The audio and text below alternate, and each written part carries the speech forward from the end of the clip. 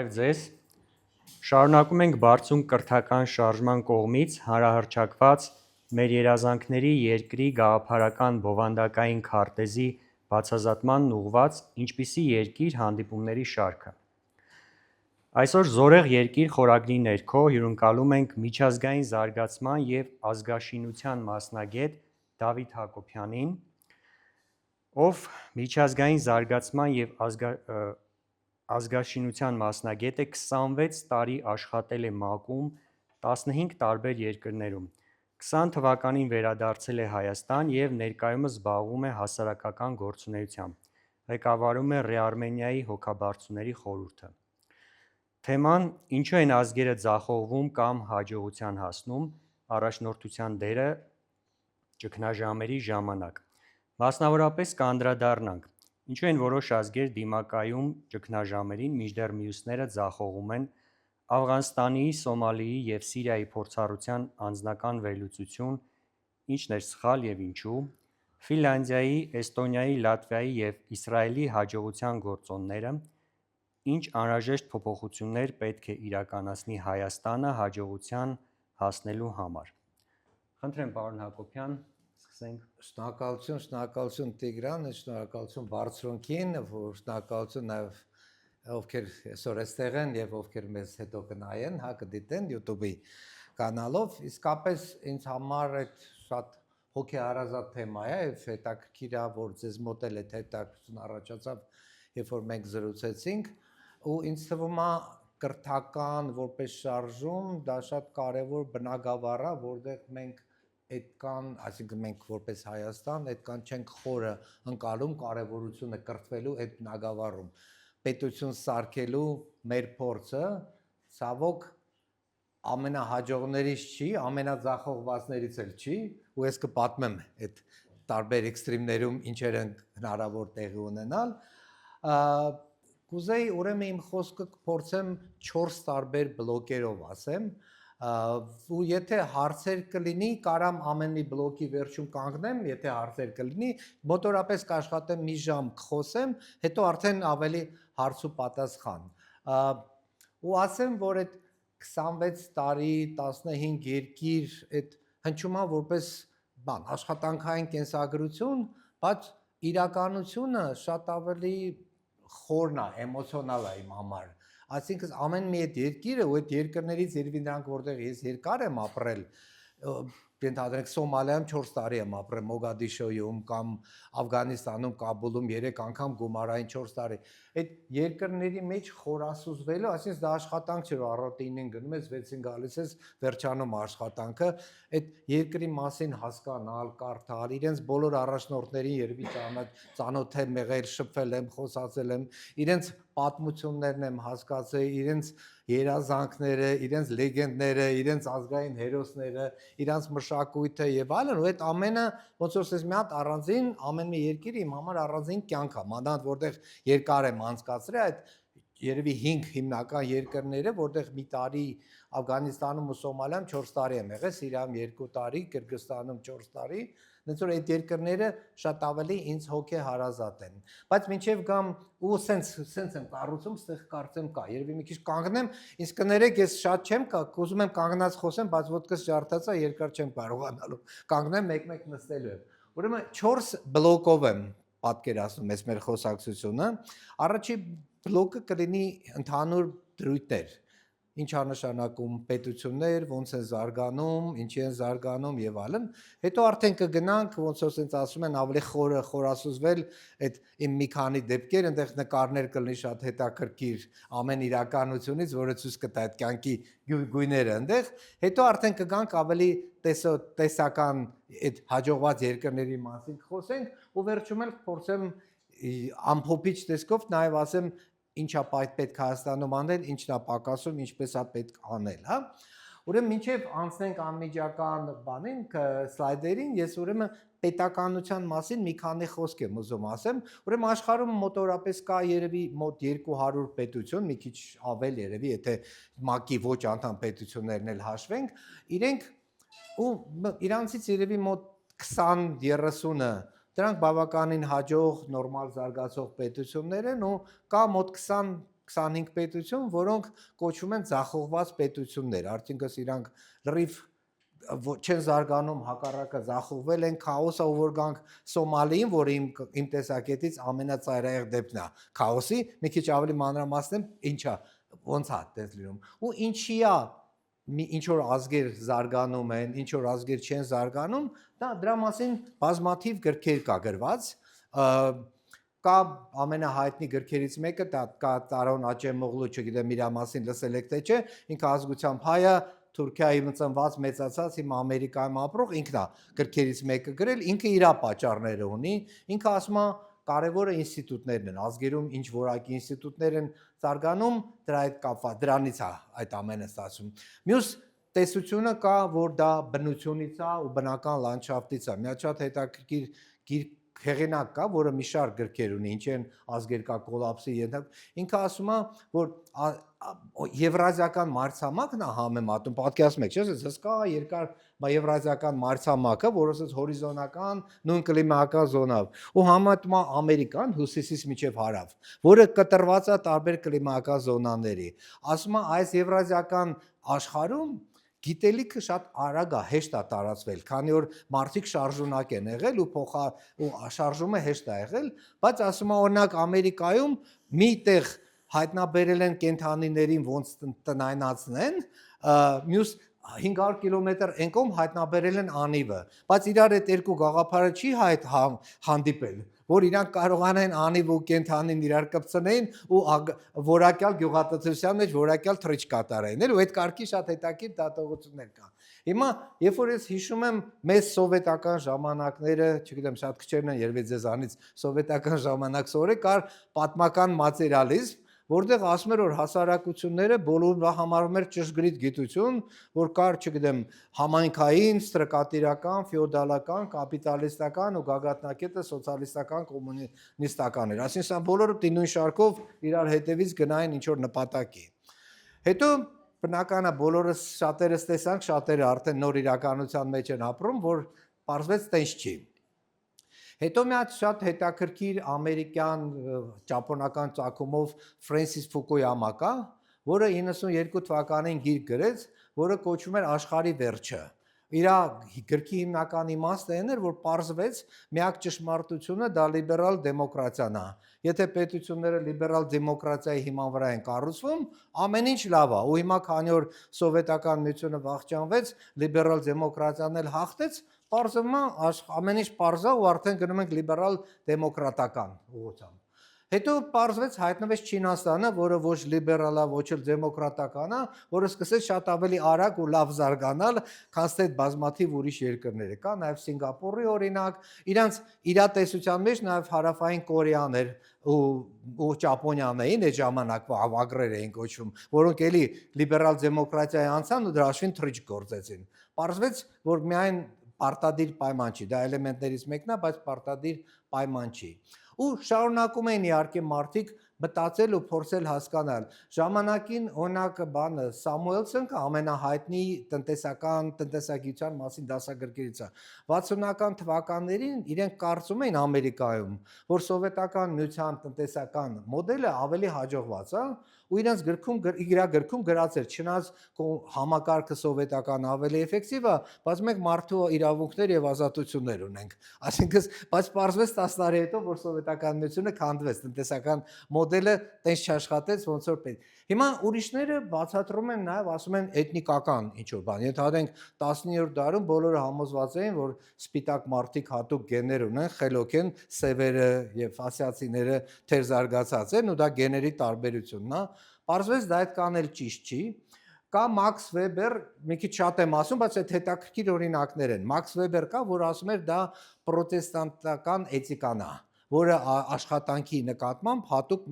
էթիկա է ձևավորվել, ու դա հյուսիսային Եվրոպայի ազգերն են։ Ու դրա հաշվին են։ Իրանց մոտ եթե դա ճիշտ է դրվում, բավականին շատ դեպքերում դա աշխատեց, բայց ոչ բոլոր դեպքերում։ Տարոն Աճեմօղլուն իր գրքում մի հատ հետաքրքիր օրինակ է բերում, որ նույն ազգի մասին է խոսքը գնում, ոնց որ իդեալական էքսպերիմենտ է, հա, ովքեր գիտության բնագավառին ծանոթ են, գիտեն, որ ամեն ինչ էքսպերիմենտներով է ճշտվում։ Ուրեմն Տարոն Աճեմօղլուն ասում օրինակ վերցրեք հյուսիսային եւ հարավային Կորեան։ Հյուսիսային Կորեան նույն էթնոսն է 2000 տարուց ավել, նույն լեզվով, նույն մշակույթ, նույն ամեն ինչ, նույնն է եղել, մեկին դրել են սոցիալիստական ու շատ ծայրահեղ սոցիալիստական, մյուսն էլ նորմալ համակարգով, նորմալ ազատական համակարգով զարգացել է, ու հիմա սարեր ու ձորերի տարբերությունն է, այսինքն այդտեղ ոչ թե գեների խնդիրն է, այլ հասարակարգերի ինքը տեղ բերում է, որ դա ինստիտուտների խնդիրն է։ Մի խոսքով, այսինքն բազմաթիվ տարբեր տեսություններ կա, ու ոչ մեկը իրանցից նենց բացարձակ ճշմարտության էլեմենտը չի։ Ու կա հետո ես արդեն խոսեմ, երբ որ կոնկրետ իմ օրինակները բերեմ, ինչի է տենց ստացվում, որ ինչ որ ազգերի մոտ կա օրինակ շատ մենք նաև հայերս ու շատ ուրիշները ասում են, որ մենք հնագույն պատմություն ունենք, դրա համար մենք պետք է լավ զարգանանք, որ մեր պատմությունը մենք շատ խորը որակյալ ու իսկապես հատուկ մի խումբ ընկերների հետ փորձում ենք գտնենք հայկական հայերի կողմից աշխարհի մշակույթի մեջ ներդրումները ինչպիսին են, որոնք նոր որակ են ստեղծել ու շատ հետաքրքիր ներդրումներ, որակ ստեղծող ներդրումներ ունենք։ Բայց դրա հետ մեկտեղ այսօրվա մեր պետականությունը իր բազմաթիվ խնդիրներ ունի։ Կա օրինակ ուրիշ, ընդհանենք հին Հռոմը աշխարհի ամենալավ պետականությունն այն ժամանակ եղել, ամենալավ զինված ուժը բանակն է եղել եւ այլն, հետո եկել է այսօրվա միջնադարյան Իտալիան, որը դարձել է նկարիչների, արվեստների, չգիտեմ ինչ, բայց ոչ պետականության, շատ քաոսային պետություն է եղել, բայց լրիվ ուրիշ բնագավառում է զարգացել։ Մի հատ եւս ինձ համար շատ հետաքրքիր օրինակ է, որը մեր համար հետաքրքիր դաս է։ Իսրայելի հետ կապված հետո որ խոսեմ, որ ընդհանուր արդեն Իսրայելի մասը որպես հաջողված պետություն փորձեմ խոսել, բայց Իսրայելը հрьяաները, մինչև Իսրայել պետություն ստեղծվելը 2000 տարի ես ուշ փորձել եմ գտնել պատմության մեջ, ինչ որ իրանք գերի են վերցրել, տարել են Եգիպտոս գերի, տարել են Բաբելոն գերի են վերցրել, Օսվենցիմում են կոտորել միլիոններով եւ այլն, բայց ոչ մի հիշատակում, որ հрьяաները լավ զինվոր են եղել, լավ կռվել են չկա։ Վերջի անգամ բանը Երուսաղեմը 71 կարծեմ թվականին փորձել են պաշտպանել, չի ստացվել, դրանից հետո իրանք առևտուր են արել, էս են արել եւ այլն։ Բայց Պարզվում է 48 թվականին, երբ որ իրանք եկել են մոտ 500,000 էին այնտեղ 1 միլիոնի չափ արաբների հետ,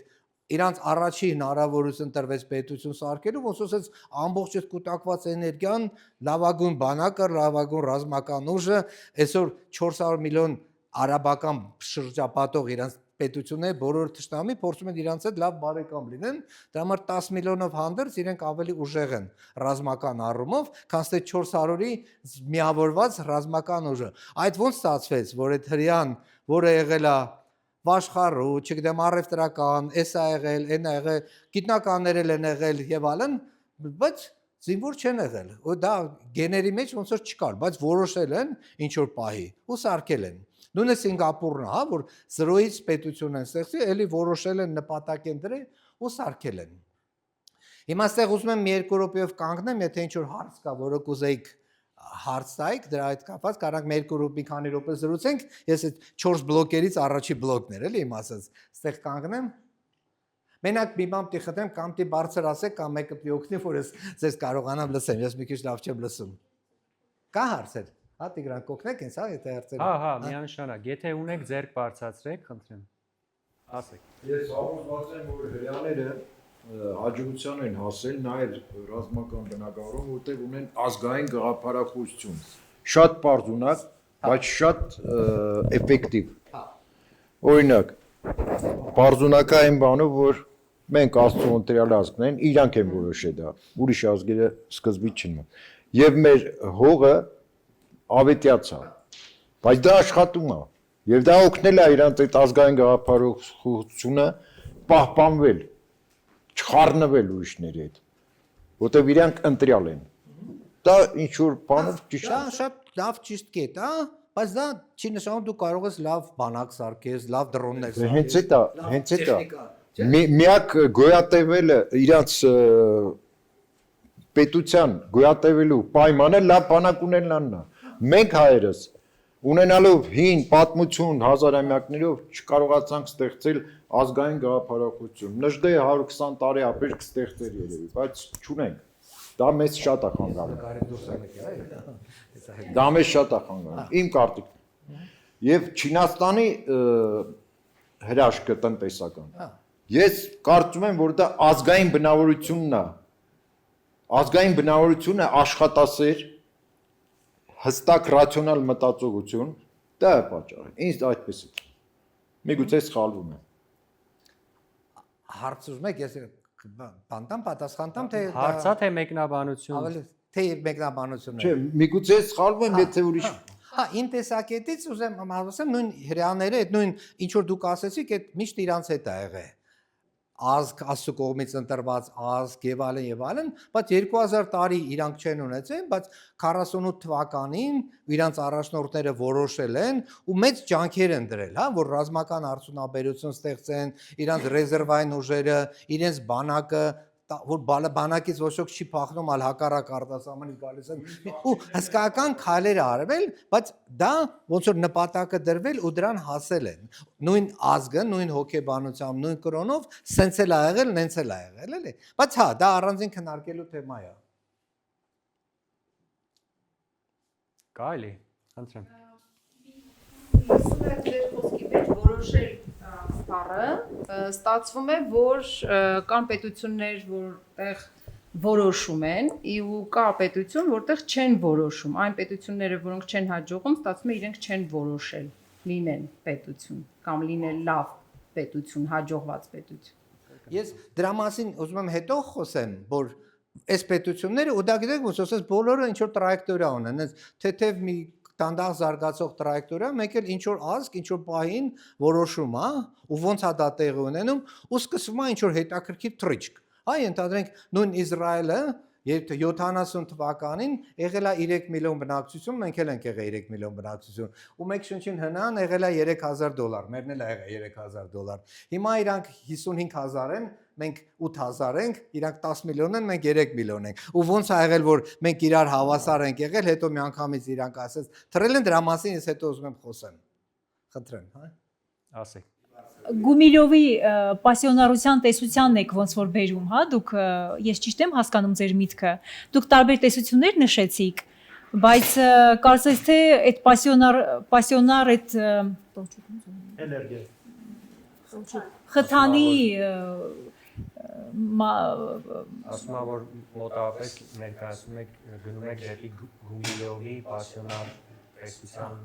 կողմը։ Ժամանակին ես շատ էի սիրում Գումիլովի այդ պասիոնարությունը, բայց իմ տեսակետից ինձ թվում է ավելի շատ իմ համար առաջնորդության խնդիր է, առաջնորդով ուղղորդված ազգեր ու այդտեղ դրանք կգան, բայց ինչ չի կարծում, այսինքն դա պասիոնարնեսը ինչ որ Գումիլովի մոտ չի բացատրվում, որտեղից է գալիս։ Ասում է ինչ որ մի բա աստղեր իրար դասավորում են, մոնղոլներ ընդհանրենք, հա, մոնղոլ թաթարների բանի Չինգիզ խանի մասին ասում, ու իսկապես հետաքրքիր օրինակ է, որ իրանց համար անապատներում դարերով ապրել են, մեկը ինչ որ մի հատ հսկական էներգիա է, որը Հռոմից 5 անգամ ավելի մեծ կայսրություն են սարքում։ Մի սերունդում, հետո գնում են էլի շարունակում են իրանց մոնղոլական տապաստաններում ապրել, էլի, բայց այդտեղ ինքը ասում որ այդ ինչ որ, չգիտեմ, Աստծո կողմից թե որտեղից, բայց ես այդքան չեմ կարծում, որ դա է, ինչ որ բանա Աստծո կողմից բանա գալիս, տալչոկա գալիս էս բրթում են։ Ինձ թվում է դա ուղղակի որակյալ առաջնորդներ, կազմակերպվածություն, համատեղ ինչ որ իրար լսելու կարողություն, բայց խոսենք դրա մասին։ Հա, դրա մասին եթե խոսենք, ես էլ հարց ունեմ, առաջնորդ աստիկ առաջնորդող, ինձ հետաքրքիր է առաջնորդող անհատ, մեկ, ասենք թագավոր կամ չգիտեմ, նախագահ, թե առաջնորդողների ինչ որ էլիտա թիմ։ Երկուսն է, մեկը մյուսին չի բացառում, բայց առաջնորդության մասին մի հատ շատ հետաքրքիր օրինակ ունեմ, որի մասին խոսացել ենք, հետո կասեմ դրա մասին, հա։ Խնդրեմ Գան։ Իսկ գուցե այդ պետությունները, հա, այդ էլիտաները, որոնք ժամանակին որոշում են, հա, կայացրել, որպեսզի իրենք պետք է առաջ գնան զարգանան, առաջնորդվել են զուտ շատ պրագմատիկ մոտեցմամբ, որ միջև հիմա մենք լավ աշխատել ենք, եղել ենք վաշխառու, բայց ծառայել ենք այլ պետությունների։ Հիմա ժամանակն է եկել, որ մենք ծառայենք մեր պետությանը, ինքներս մեզ։ Գուցե նմանատիպ պրագմատիկ ինչ որ պահ է եկել, որ այդ էլիտաները այդ որոշումը կայացրել են։ Հա, այդ է, բայց բացի դրանից որ որոշել են տենց, ինչպես են դա արել, էլի, դա համար մենք էլ ենք հիմա անդադ որոշում, որ մեզ կոտորել են sense ա եղել եւ այլ, բայց ինչ որ ձևով չենք արթնանում, չենք սկսում լրիվ նորից ձևով մոտենալ, էլի, որպես ազգ։ Արթնանալուն չգիտեմ, բայց մի կարևոր բան է այդ բոլոր երկրները միավորում, իրանք սկսել են զարգացնել իրանց ինքնապաշտպանությունը։ Կենտրոնականը ես տեսնում եմ ոնց որ այդ, որ իրանք սկսել են իրենց պաշտպանել, իրենց բանակներն են ստեղծել ու այդ կետից սկսած է որ սկսել է զարգացումը։ Առաջին ինքնապաշտպանությունն է։ Հա, բայց միշտ չի, որ ինքնապաշտպանական, ենթադրենք, չգիտեմ, Ճապոնյան պատերազմից հետո ջախջախվել է, ոչ թե ընդդեմ Ամերիկայի, այլ շնորհիվ Ամերիկայի է ինքը ոտքի կանգնե, բայց իրանք էլ ամերիկացիներին, որոնք իրանց վրա երկու հատ միջի ատոմային զենք են ռումբ են պայթացրել, լսել են, ընկալել են, իրանցից սովորել են ու քայլ-առ-քայլ նոր երկիր են կառուցել, էլի, այսինքն այդտեղ ու իրանք նույն Գերմանիայում ես մի քանի շատ եմ եղել, բայց մի անգամ ինչ որ հետաքրքիր հանդիպում էր, որտեղ մարդիկ բոլոր եկել են 10 տարի առաջ ու պատմեին իրանց պապերը ոնց ա եղել նացիզմը եւ այլն ու իրանց մեջ այ որ մենք ոնց որոշեցինք որ մենք ոչ թե ուզում ենք աշխարհը տիրենք այլ ուզում ենք լավագույն աշխարհում մեքենաներ կառուցենք կամ էս անենք էլի եւ այլն ինչ որ հոգեբանական բան ոնց որ ֆոկուսները փոխվել են առաջնահերթությունները եւ այլն եթե դեմ չեք մենք շարժվենք առաջ հերթում ավելի բան ավելի կխորանանք հիմա գանք ավելի ես այստեղ նաեւ մի հատ թեմա կա որի մասին առանձին կխոսեմ այդ իմ փորձը կառավարելու առաջնորդներու խելացի թիմերը, բայց թիմերը ոչ միայն առանձին կազմակերպությունների մեջ են էֆեկտիվ, նաև ազգ թիմը կամ թիմերի թիմ ազգի գաղափարը կա, որի մասին նաև կուզեի հատուկ խոսեի, հա, ու մի քանի ընդհանուր ներածականոց խոսեցինք, որ տարբեր երկրներում աշխատել եմ եւ այլն, իմ մասին մի քիչ ավելի մանրամասն ստեղ գրված է, նաև մի հատ կարևոր բան ասեմ, ես ինքս ուրեմն ֆիզիկոս եմ իմ սկզբնական կրթությամբ, հետո ամերիկյան համալսարանում ու բան ունեմ, իմ լազերային տեխնիկայով էի զբաղվում, բայց իմ հիմնական թեման նաև բարդ համակարգեր, ովքեր մաթեմատիկայից մի քիչ շփվել են, կոմպլեքսային համակարգեր, որոնք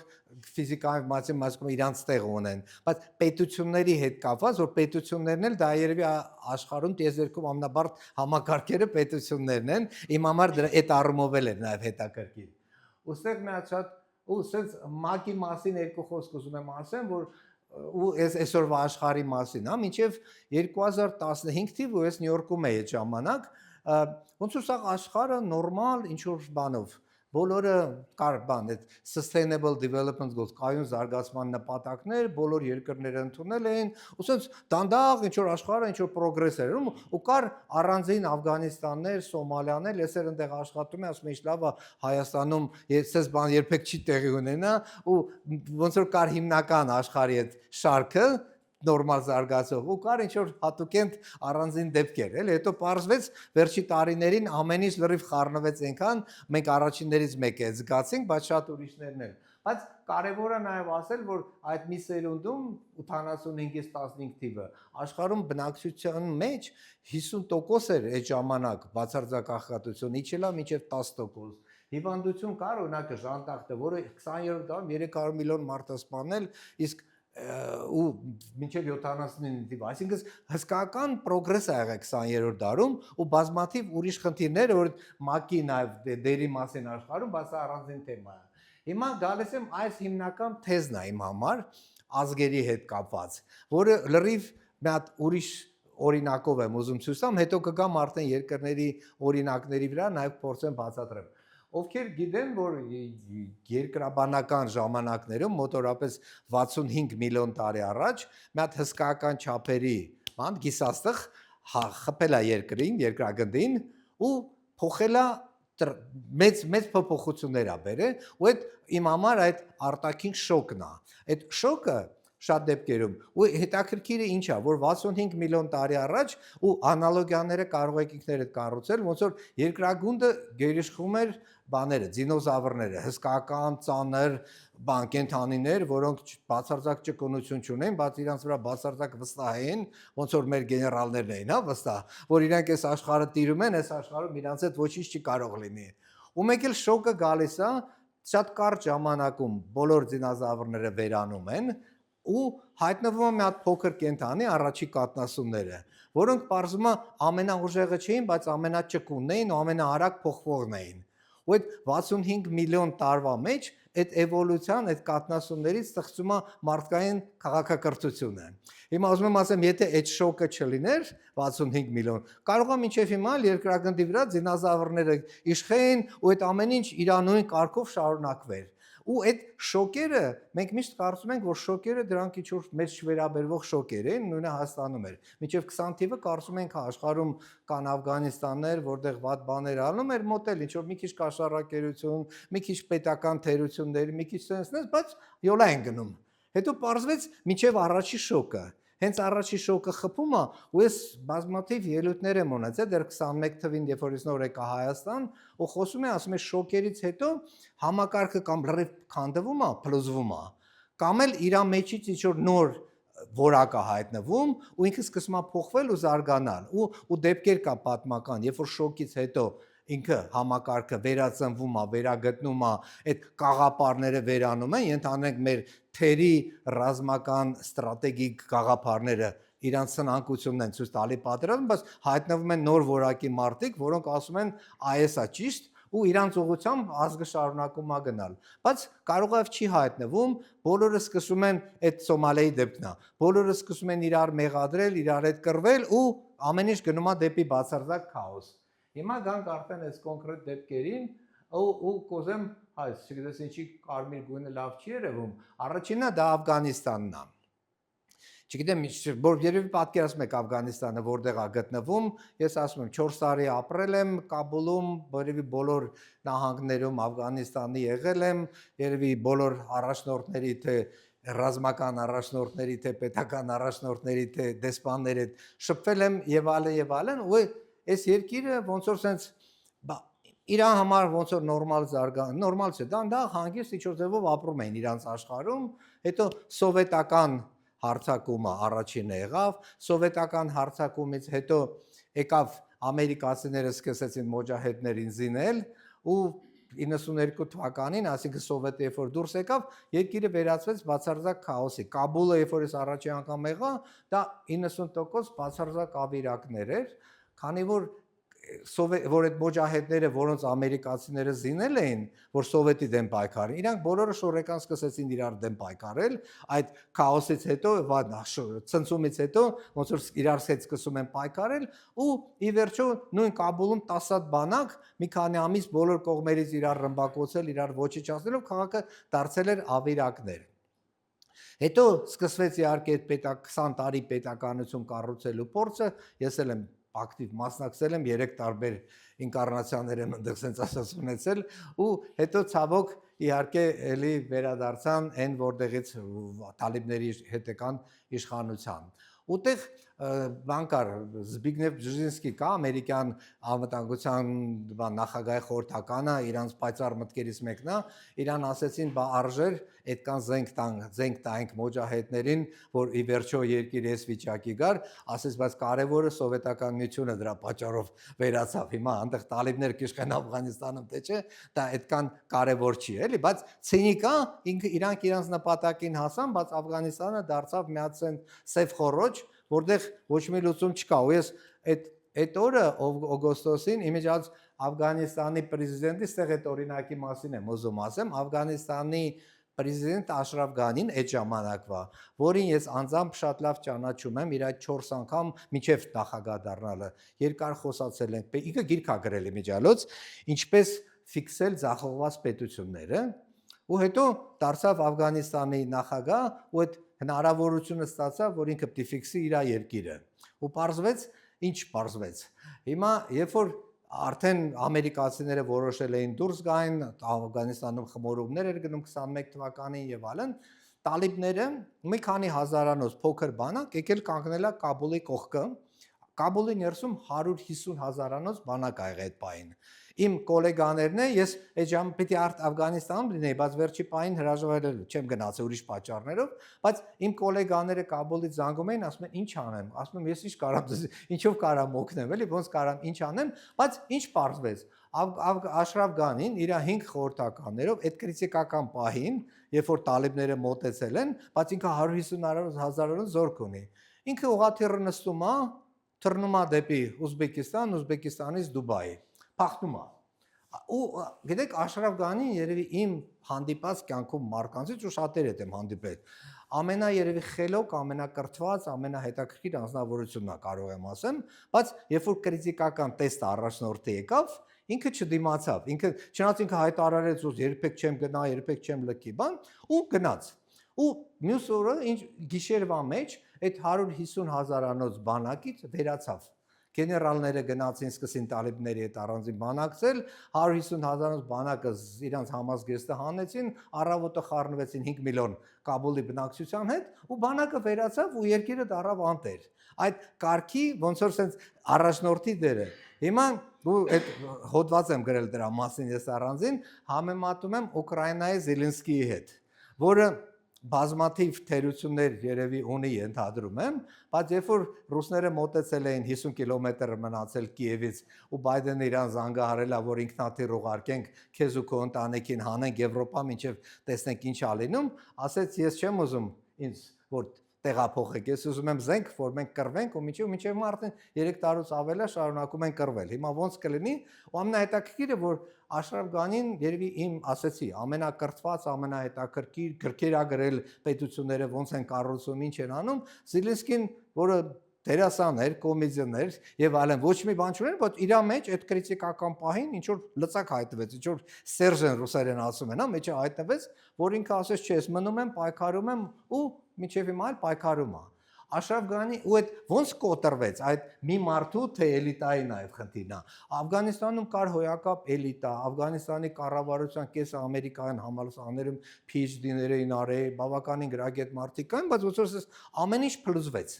90 միլիարդ դոլարի զենք անցավ տալիբների ձեռքը, դրա համար չկռվեցին, էլի իրանք։ Այդ ֆենոմենը շատ հետաքրքիր է։ Մի խոսքով Աֆղանիստանից անցնենք, հա, հələ Սոմալիայի մասին է խոսք ասեմ, դա համար Սոմալիան էլ է շատ հետաքրքիր դեպք է, ու Սոմալիան երևի այն բացարձակ Աֆղանիստանում եթե ինչ որ թեթև նշմարներ կար պետականության բոլոր պահերին, հա, Սոմալիան դարձել էր բացարձակ քաոս։ Երբ որ ես առաջի անգամ Մոգադիշոյում հետո գնացի իրանց հարավային մայրաքաղաքը Կիսմայոն, այնտեղ 14 տարեկանից վերև կամական տղամարդ մեկ կամ երկու հատ ավտոմատ ուներ Կալաշնիկովը ու իրանք տենց էին ման գալիս ու իրանք իրար հետ եթե ինչ որ վիճաբանություններ ավտոմատներ հիմնական արգումենտ էլի բոլորը բոլորի հետ ու գիտեք ոնց իրանք որոշեցին որ ինչ որ մի պահ մենք արդեն Աֆրիկայի առաջի դեմոկրատիան ա եղել Աֆրիկայում առաջի բանակն ա ստեղծել հետո որոշելա որ մենք արդեն ուժեղ ենք տարածաշրջանում ամենաուժեղ բանակ ունենք կարանք Եթովպիայի հետ կռվենք ու գնացին Եթովպիա հետ ու Սովետը իրենց էր պաշտպանում։ Հետո նա ստացվեց, որ Սովետը շուռ եկավ Եթովպիայում հեղափոխություն եղավ, իրանք ասեն մենք ավելի սոցիալիստ ենք, քան թե Սոմալիայի սոցիալիստներն են, ու Սովետը շուռ եկավ ու Սոմալիան պարտվեց։ Սոմալիան պարտվեց, իրենց առաջնորդի դեմ ուրիշ առաջնորդներ հայտնվեցին, այդ 79-80-ից մինչև 90 թիվը իրար մեջ կռվում էին, 92 թվականից մինչև 2012 թվականը այդ երկիրը վերածվեց բացարձակ քաոսի։ Այսինքն պետականության ոչ մի էլեմենտ չկա։ Մարդիկ ամեն մեկը իրան պաշտպանում է, իր այդ հարցերն ա լուծում, փառք հավաքել, պետություն, նախարարություն, բան, այդ ամեն ես 2013-ին որ այնտեղ եկա, ու մեր օֆիսը սարսափելի ռմբակոծված է դրա համար իմ ականջները մի քիչ որ պայթյուններից մեկը ազդել է իմ լսողության վրա, բայց ու քաոսը քաոսի վրա, էլի, ասես բացարձակ այդ երկիրը ամենաուժեղ երկրից դարձավ ամենաթույլ ու ամենավատ վիճակում ու միջև հիմա էլ տես Պարշի Աֆղանիստանի պես իհարկե կոլապս չի եղել, բայց դանդաղ ինչ որ խմորում ա գնում ու տենց էլ չի ստացվում այդ նոր որակյալ ինչ որ պետականություն, էլի, չնայած մենք այնտեղ ընտրություններ ենք անցկացրել, պարլամենտ են ստեղծել, մենք նկատում ենք UNDP-ին, ՄԱԿ-ի զարգացման, մենք ծրագրեր ունենք, մի ծրագիրը պարլամենտեր օգնում ստեղծել, մյուսը էկոնոմիկայի նախարարություն, միսը չգիտեմ ինչ եւ այլ մի քանի տարին մեկ երաշտներ էր լինում սարսափելի մի քանի 100,000 մարդ մահանում էր էլի ու այդ կարգի պատկերացնում եք 21-րդ դարում երկիրը այդ կարգի խորը փոսի մեջ էր ընկել ու մենք էլ երկար փորձերից հետո առանձնապես բան չի ստացվում ընդեղ էլ ոնց որ այդ ընկնում ես հետո դուրս գալը շատ դժվար է չէ սխալ գնացի ներքևի սլաք հա հա Այս ուղղակի մի երկու հատ նկար եմ ուզում ցույցում, այս ընտրությունների ժամանակ հետո Աֆղանստանում մարդիկ իշքան ողջևորված էին, որ հեսա վերջապես ընտրություններով մենք հասնում ենք ինչ որ նոր ապագայի, ժամանակի առումով նորմալ ենք, հա։ Հա։ Ու մի հատ էլ ուրիշ նկար է, այս բանկա, չգիտեմ լսել եք թե չէ, Բուդայի երկու նշանավոր արձանք, հա, այս դրա մոտ է։ Այս այստեղ քշում ենք, այս տղան իր ժամանակակից մեքենայով, մոտոցիկլետով, ու այնտեղ հյուղակներում, որ ապրում են, երևի 15-16-րդ դար, նույն ձևի ապրում են։ Այդ խառը երկու աշխարհը Բուդաների արձանները մի քիչ վերև են, ինչ որ մնացել է, էլ այդ արձաններից, բայց այդ նկարները կոնտրաստների հատուկ բան եմ արել։ Մոգադիշոյի մասին պատմեցի մի քիչ, նենց որ հիմա չխորանանք։ Այս մի քանի հատ նկար եմ ուզում ցույց տամ, այս որ եկա առաջի հանդիպումս Սոմալիայի վարչապետի հետ, այնտեղ այս ներքևի նկարն է, հա։ Այստեղ ուրեմն մի խումբ կանանց հետ, որը երկու տարբեր հատ քաղաք կար այնտեղ, որը երկու տարբեր ինչ-որ պատճառով ոնց որ մեր Միրկաթիլ Մեղրի պատմությունն է։ 100 տարի առաջ ինչ որ մի հատ բան ա եղել, ու այս կիսվել են երկու մասի, ու միշտ հիմա իրար չեն կարողանում ոչ մի ձևի հարաբերվեն։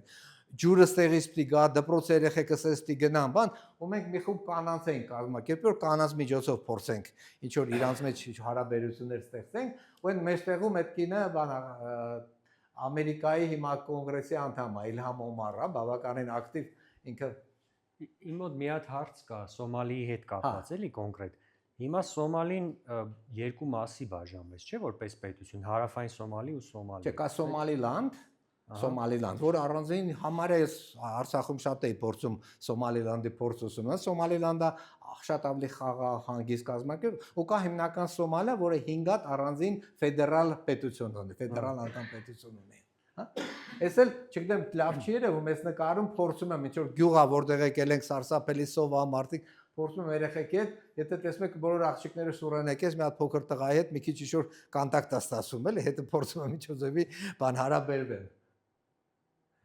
Այս ուրեմն բանը հետաքրքիր է, այս arrival tree կոչվում է դա ժամանման ծառ, այս որ հարավում իջանք Կիսմայում, այդ аэроպորտը ինքնաթիռները իջնում են ինչ-որ գրունտովի ճանապարհաբան, մի հատ ժամանման ծառ կա, մի հատ է մեկնման ծառ կա, ոնց որ ու ամբողջ аэроպորտը այդ է, երկու այդ ծառերն է, էլի ուրիշ մեկ պատի ինչ կիսական չենք է, դա։ Այս իմ աշխատողների հետ ենք, այդ սոմալիացիների ու ոչ սոմալիացիների։ Այս ուրեմն որ ցույց տամ, այդ հիմնական տրանսպորտն է, ամենա բանը ոչ ծանրը, սա մեկը զրահապատ մեքենաներն են ձախից, սա մի քիչ ավելի լուրջ տեղեր գնալու համար է, իսկ երբ որ արդեն ավելին են երկարաժամկետ քաղաքից դուրս էին գնում, այս կարգի մի քանի հատ ոնց որ ծանր մեքենաներ էր ու բանով, ասես կանվոյով են գնում, ասես եթե դրանք ինչ որ տեղ գնամ, մի 25 հոգի զինված մարդ իմ հետևից գնում, հա, ու կամ առաջից, էլի ու տենց ինչ որ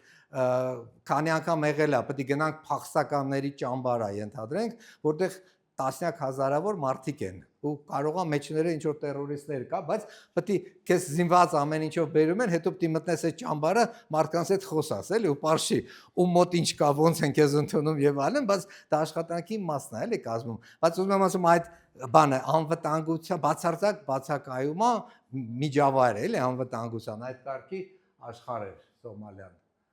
Վերջում հատուկ շնորհակալություն հայտնեցին, որ իրանց ու հա հետաքրքիր բաներ ինձ այնտեղ հրճակել են Մոգադիշոյի սուլթան, ինչ որ հատուկ տիտղոս էին տվել, որպես հատուկ գնահատում, բայց այդ ուզում եմ ասեմ, որ չնայած ծայրահեղ մուսուլմանական երկիր է, բայց որ հայ ես, որ քրիստոնյա ես, զուտ մարդկային ինչ որ ասպեկտներով իրանց հետ ստացվեց հետաքրքիր հարաբերություններ կառուցել, էլի։ Սիրիայի մասին էլ եմ երկու խոսք ասեմ, որը բացարձակ ուրիշ դեպք է, Սիրիայում էլ վերջում մի քանի տարի ՄԱԿ-ի զարգացման ծրագրի տնօրենը ներկայացուցիչն էին, Սիրիան երևի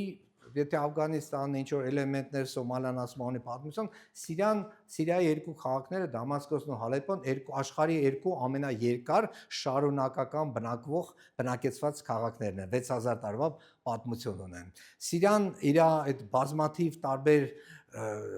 կրոններով, էթնիկական խմբերով, իրանք ինչ որ ձևով հազարամյակներով իրար հետ գոյատևել ապրել են, ու այս իրանց կոնֆլիկտը լրիվ անհավանական է, էլի ոնց է ծնվեց, ոնց առաջացավ ու ինչպես երկիրը, որը միջին զարգացած, ենթադրենք 90-ական, չգիտեմ, գիտեք դա թե չէ, 92 թվականին, երբ որ Հայաստանում հաշ չկար սով էր, Ասադի հայրը, Հաֆիզ Ասադը, 6000 տոննա ցորեն ա ուղարկել Հայաստան որպես հումանիտար օգնություն, էլի, ասենք այն ժամանակ իրանք էին մեզ օգնում, հիմա մենք ենք փորձում իրանց օգնենք, էլի, ու ինչի Սիրիան այդ վիճակի ու սա թվեր կա, որ քանի հազար, մոտ 500,000 մարդ ա զոհվել, քանի դպրոցներ եւ այլն ու սարսափելի, այսինքն ներքին ինչ որ պայթյուն էր, հիմա ասում են նաև ոչ միայն ներքին են, դա հատուկ ամերիկյան հետախուզական գործակալության կողմից մտածված էր, նաև ներքին խմորումներ ստեղծելը, իհարկե Ասադները, իրանց ընտանիքները, իրենց ռեժիմները շատ դաժան չհասկացան ինչա պետք անել, Թուրքիան առիթից օգտվեց ու երկիրը քանի գնաց, այնի խորասուզվեց, հիմա մոտորապես հասել է Աֆղանիստանին, շատ ցավով եմ ասում, դրա համար Սիրիան չգիտեմ ձեզնից ով եղել անդեղ թե չէ, բայց ես 2 տարուց ավել այնտեղ ամբողջ Սիրիայով ճամփորդել եմ, իրանք որ տեսնում են հայս, դու ոնց որ Աստծո կողմից ուղարկված այնտեղ մարդ ես, էլի, ֆենոմենալ դրական մոտեցում ու գալու հայերի նկատմամբ, բայց ինչ որ շեղվեց, այդ ոնց որ ասում են, ինչ որ պահի շեղվեց, ու այդպես ոնց որ այդ շոկը իրանք չկարողացան մարսել, արթնանալ, ընկալել, ոսես քանի գնում է, այնքան հիմա այդ բաները, նախկին terroristները հիմա դարել են հեղափոխականներ, իշխանություն են վերցրել, արևմուտքը ինչ որ մեծ հույսեր ունի, որ իրանք նաև հոգով են փոխվել ու նոր որակի պետականություն են սարքում ու տեսնենք Սիրիան ուրա գնալու, ես շատ մեծ հույսեր չունեմ, բայց դա շատ տրագիկ է, էլի, մի բանա ոնց որ Աֆղանիստանում իրանք սենց իրանց այդ գյուղական իրականություն, իրանց այնտեղ 20 տարի հույս էր հայտնվել, որը վերացավ, բայց այդտեղ հազարամյակներով քաղաքակրթություն ա եղել, որպես Դամասկոսի կենտրոնում մանես գալի, հայկական եկեղեցիները մենակ մի 10 եկեղեցի կա, իսրայելական հյուրեական սինագոգաներ, չգիտեմ, հունական, ասորական, եւ այլ, այդ ամենը ու մշակութային կենտրոններ իրար հետ համագործակցության Ես մի հատ հետաքրքիր օրինակ ասեմ, այդ Սիրիայի ոնց որ այդ սոցիալական ոնց են իրար հետ համագործակցում Հալեպում մենք ուրեմն կուրսեր էին կազմակերպել, որ կանայք էլի տարբեր համայնքների կանայք իրար հետ խոսում էին, իրանց ամուսինները կռվում են ընդհանրաբար, իրանք իրար հետ միասին ինչ որ բան են, խոհանոցային դասեր են անում, ճաշ են միասին պատրաստում, խոսում են եւ այլն, ուսած որ մտա այդ տարածքը եկեղեցում էր, ինչ որ հունական եկեղեցում էր, այնտեղ ոնց ասեմ, կանայք կային, որ շատ թեթև հագնված եվրոպական, հայկական ձևով եւ այլն, կանայք կային ոտքից գլուխը սև հագած ու տարբեր տեսակներ ու բոլորը իրար հետ շատ հետաքրքիր ձևով շփվում են, ասես այդ իրանց մշակույթը, իրանց ընդունել ոնց որ մյուս կողմը կա, առանց պարտադրելու, ամեն մեկը մյուսին են։ Ու հիմա, որ արդեն դարել է ու քանի գնում է, այնքան ավելի խորանալու է, էլի այդ ամենը։ Մի հատ հարց էլի Սիրիայի հետ կապված։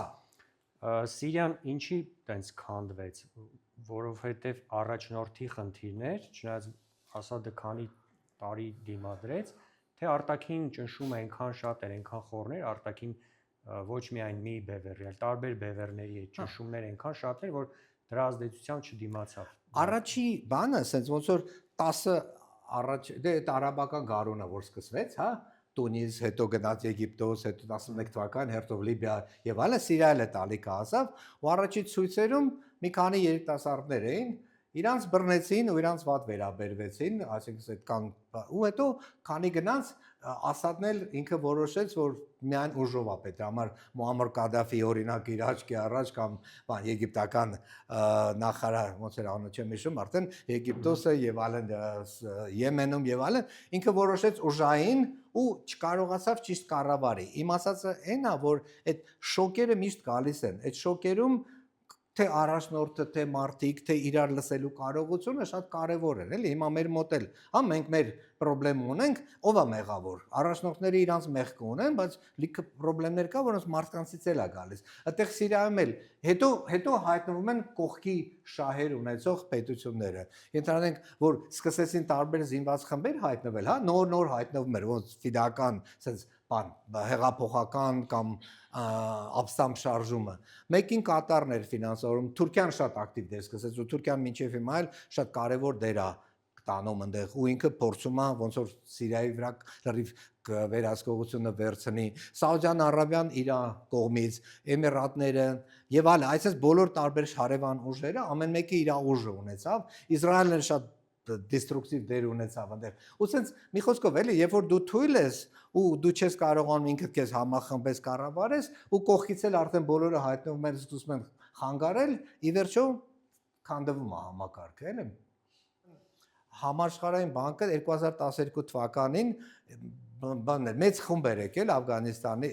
Վաշինգտոնից ու ներկայացնում էին, որ Աֆղանիստանում զարգացման 3 սցենարի կա, ասում է դանդաղ զարգացման, միջին արագությամբ զարգացում ու լավ արագ զարգացում ու մինչև 10 տարի Աֆղանիստանը տարին 10% շատ լավ աճել է, բայց հիմնականում ռազմական կարիքները սպասարկելու համար է այդ ամեն ինչ տեղի ունեցել։ Ես ասեցի, եթե հիմա Օբաման արդեն որոշել է, որ զորքերը հանում ենք, այդ անվտանգության շուրջը առաջացած տնտեսությունը ինքը նստելու է։ Դա համար այդ մարդիկ, որոնք աշխատում են, սպասարկում են եւ այլն, իրանք ասին չէ, դա մեր տեսություններին չի բռնում ու մենք ենթադրում ենք, որ այս 3 սցենարիով է։ Մի տարի հետո աֆղանական տնտեսությունը արդեն սկսեց դեպի ներքև գնալ։ Ու բացի դրանից Աֆղանիստանում այդ իշխանությունները արևմուտքի կողքի պաշտպանված խայտարակ սարսափելի մասշտաբի կոռուպցիա էր այնտեղ առաջացել։ Այսինքն մարդը ասում են այնտեղ ասում են ծնվելուց ծննդյան վկայական ստանալուց մինչև մահվան վկայական ստանալը ամեն ինչի համար պիտի վճարես։ Ու այդ պետականությունը, որը ատրիբուտները ընտրություն, չգիտեմ, նախարարություն եւ այլն կար, բայց դրա հետ մեկտեղ իրական ինստիտուտներ, իրական կառավարում չկար, էլի, ու երկիրը այդ է հիմնական, որ մարդիկ վստահում էին տալիբներին ավելի շատ, քան թե արևմուտքի կողմից օժանդակվող իշխանություններին։ Անցնենք առաջ։ Այս Սիրիայի նկարն է, այս Պալմիրան է, որը իմ տեսած երևի աշխարհի ամենահետաքրքիր հուշարձաններից է, 2-3 դարի, ինչ որ մի մասնա մնացել, այնտեղ կա նաև Բելի տաճարը, դա մեր Հայկու Բելը չի, դա իրանց Բել Աստվածի տաճարն է, որը բաները, այս իրանց արդեն իսլամական պետությունը պայթացրեց ու մնացորդներն են, բայց նույնիսկ մնացորդները այդ ինչ որ մնացել է, այնքան տպավորիչ են, որ այս վերջերս մի տարի առաջ գնացել է ուղղակի եւս մի անգամ Պալմիրայով ման գալու համար, էլի, շատ հետաքրքիր տեղ է, շատ աուրան է, նաև շատ հետաքրքիր։ Ու ես էլ այդ վերևում այդ սիրիական միջին քաղաքների բացի Դամասկոսից տեստ կա։ Քաղաքները ավերակների են, էլի դարձել ու մարդիկ ինչ որ ձևով շարունակում են այնտեղ ապրել։ Ես մի քանի կետ ուզում եմ ասեմ, ես ինքս ոնց եմ մոտեցել ու ինչ որ գրքեր կարդալով այդ առաջնորդության հետ կապված ու նաև որը կարելի է հետո նաև տեղափոխել պետությունների, իմ մոտեցումները, էլի։ Այսինքն ինչ որ ազգային տեսլականի խնդիր կա, որ ինչ ենք ուզում անել, ու ես գիտեմ մեր մոտ էլ կա, ընդհանրենք բաներ վարչապետի կողմից 2050 տեսլական, հա, բայց իրականության մեջ ոչ թե գաղափարներն այնտեղ դրած, որ տնտեսությունը պիտի 100 անգամ զարգանա, բայց երբ որ ես իրանց թիմի հետ հանդիպեցի, ասի ոնց պիտի զարգանա, ասում այդ մանրամասն է, ասում մանրամաս չի, կարևորը ճանապարհն է, եթե դու նպատակը դնում ես, բայց չգիտես ոնց ես գնում, չի աշխատելու։ Հիմա հետո, այսինքն դու այդ օրակարգ ես դնում, այդ նպատակին հասնելու օրակարգ ու նաև հստակ պլան, ժամանակացույցով ու թիմեր, որակյալ թիմեր, այդ թիմերը շատ կարևոր են։ Կարևորը ու այդ ամեն դեպքում այդ մարդկանց իշխանությունների այդ որակը նաև ձևակերպ առաջնորդն է դերն է շատ կարևոր, բայց նաև կարևոր է այդ երկրորդ շերտը առաջնորդների, որոնք արդեն չգիտեմ էներգետիկան, առողջապահությունն, կրթությունն, հա, ամեն մի դաշտում որակյալ մարդ լինի, որը կարողանա այս դաշտում առաջնորդ լինել, ելի խնդիր դնել, իր ուղղությամբ, իր նպատակներով տանել առաջ։ Ու մենք այնտեղ օրինակ տարբեր դաշտերի հետ իմ օրինակ փորձից էր գալիս, հա, որ տարբեր մասնակիցներ կան, տարբեր հաղացողներ կան այդ խնդիրների մեջ, ու դու պիտի կարողանաս, չգիտեմ, կա ռազմական ուժեր, Սոմալիայում ենթադրենք աֆրիկական միության զորքերն, Աֆղանիստանում դա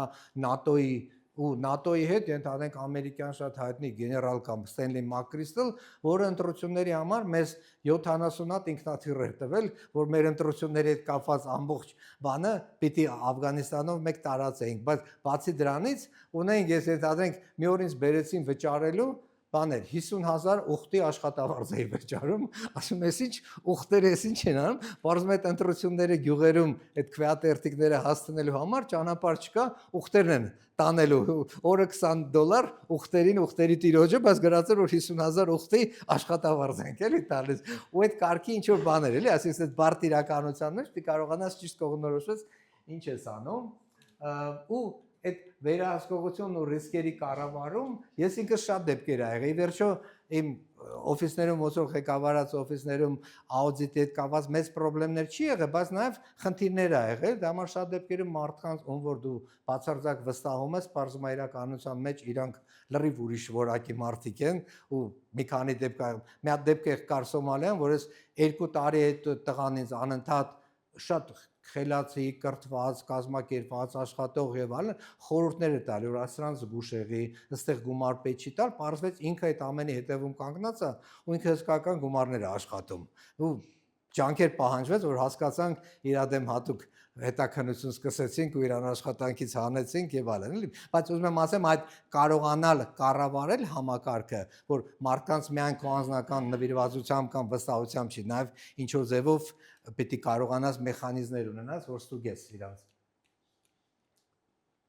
Ու մի հատ ուրիշ կարևոր նաեւ խնդիր կա այդ ամերիկյան բանակում, նաև իսրայելական բանակում այդ շատ տարածված է հիմա դրա մասին խոսալը, ու նաև ոչ միայն բանակում, նաև տեխնոլոգիական բնագավառի թիմերը, այսինքն թիմը ինչ է նշանակում, հա, որ բոլորը ու այդ դες մի քանի ամիս տարեկան նաև բանում եմ ապրում Սիլիկոնային հովտում, Կալիֆոռնիայում եմ ապրում, այդ տեխ բնագավառի հետ այնտեղ առիթներ շատ է լինում, էլի շփվելու այդ թիմ ստեղծելու գաղափարը, որ մարդիկ են, որոնք նույն գաղափարախոսություն ունեն, իրար հետ համագործակցում են, իրար հետ կարողանում են աշխատեն, ու այդ թիմերը ոչ թե դա բյուրոկրատիա է, որտեղ ամեն մեկին իրան ասում ես, այ քո գործը սա է, քո գործը սա է, քո գործը, այ թիմային նպատակ է։ Ենթադրենք նույն իսրայելական բանակում իրանք թիմերով են խնդիրը վերցնում, ու թիմի մեջ իրանք իրար փոխադարձ պետք է բարձրացած վստահություն ունենան, որ կարողանան առաջ գնան։ Ստեղ էլ չեմ ուզում շատ խորանամ այս աների մեջ, ու այդ կարևոր էլեմենտներից նաև մեկն է, սրա մասին էլ եմ ուզում ասեմ, այդ թե պետության մասշտաբով, թե նախարարության, թե բիզնեսի մասշտաբով, ասից դու ոչ թե դու պիտի նոր առար լինես, այլ պետք է միջավայր ստեղծես, որտեղ նոր գաղափարները բոլորի կողմից ծնվող նոր գաղափարները, իրանք կարողանան շատ արագ համակարգում ստեղծվեն, զարգանան, ընկալվեն ու մարդիկ իրանց վրա ոնց որ ընդհանուր գաղափարներ դա դառնան, էլի նորարարությանը նպաստող դաշտի ստեղծվի ու ցավոք այդտեղ էլ մենք որոշակի խնդիրներ ունենք, էլի որ չենք կարողանում որպես պետական համակարգում, որ ինքը կարողանա ինքը իրան զարգացնող ձևափոխող լինի։ Այստեղ երևի ես կուզենայի լավ, այս մասը կանգնենք, ես մի քիչ էլ մի քանի խոսք երկրների մասին, հաջողված երկրների մասին եմ ուզում ասեմ, որի մասին սլայդերում չունեմ, բայց ուզում եմ ուղղակի խոսեմ ու հետո արդեն քննարկենք։ Իսրայելի մասին մի քիչ խոսեցինք, ու այդ Իսրայելի հետ կապված ինձ թվում է պատճառները, հա, ոնց են, ինչի է այդպես ստացվել։ Ենթադրենք կա Բեն-Գուրիոնը, որը իրանց հիմնադիրն է եղել, որը մոտ 20-30 տարի ինքը ղեկավարել է շարժումը պետություն ստեղծելու, հետո 20 տարի էլ որոշ ընդհատումներով վարչապետն է եղել ու պետականությունը ստեղծել է։ Բեն-Գուրիոնը ուրեմն բան կար, Շիմոն Պերես կա, որը ով որ տեսել է այդ գիրքը կոչված Startup Nation, շատ հետաքրքիր գիրք է Իսրայելի մասին, որ ոնց են, որ երկիրը ոնց որ ստարտափ կամպանիա են իրանք ստեղծում, այդ նորարարության վրա եւ այլն, Շիմոն Պերեսն է դա նախաձեռնել, բայց ասում է առաջի անգամ, որ ինձ պետական հանձնարարություն տվեց Բեն-Գուրիոնը,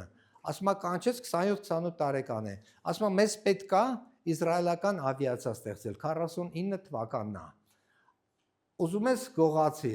ուզում ես չգիտեմ ինչ արա, ինչ ուզում ես արա, բայց մենք Իսրայելում պետք է ու գումարները կա, համայնքը օգնում է, չգիտեմ, ես անում բան, ու իրանք գնացել են Ամերիկայում, ուրեմն ինքնաթիռները առել են, ձևակերպել են որպես կոմբայներ, տրակտորներ, չգիտեմ ինչ մասերի են բաժանել, ու տեղափոխել են, ու կտոր բերել են, հետո արդեն Իսրայելում սովորել են այդ ամեն մի կտորը առանձին հավաքել, ու դա կառուցվել է։ Մի քանի տարում Իսրայելը հիմա իր բավականին որակյալ ինքնաթիռներն է, էլի ստեղծում։ Հիմա այդտեղ այդ Բեն-Գուրիոնն է, հետո գալիս է բանը, երկրորդ էլեմենտը, ենթադրենք իրենց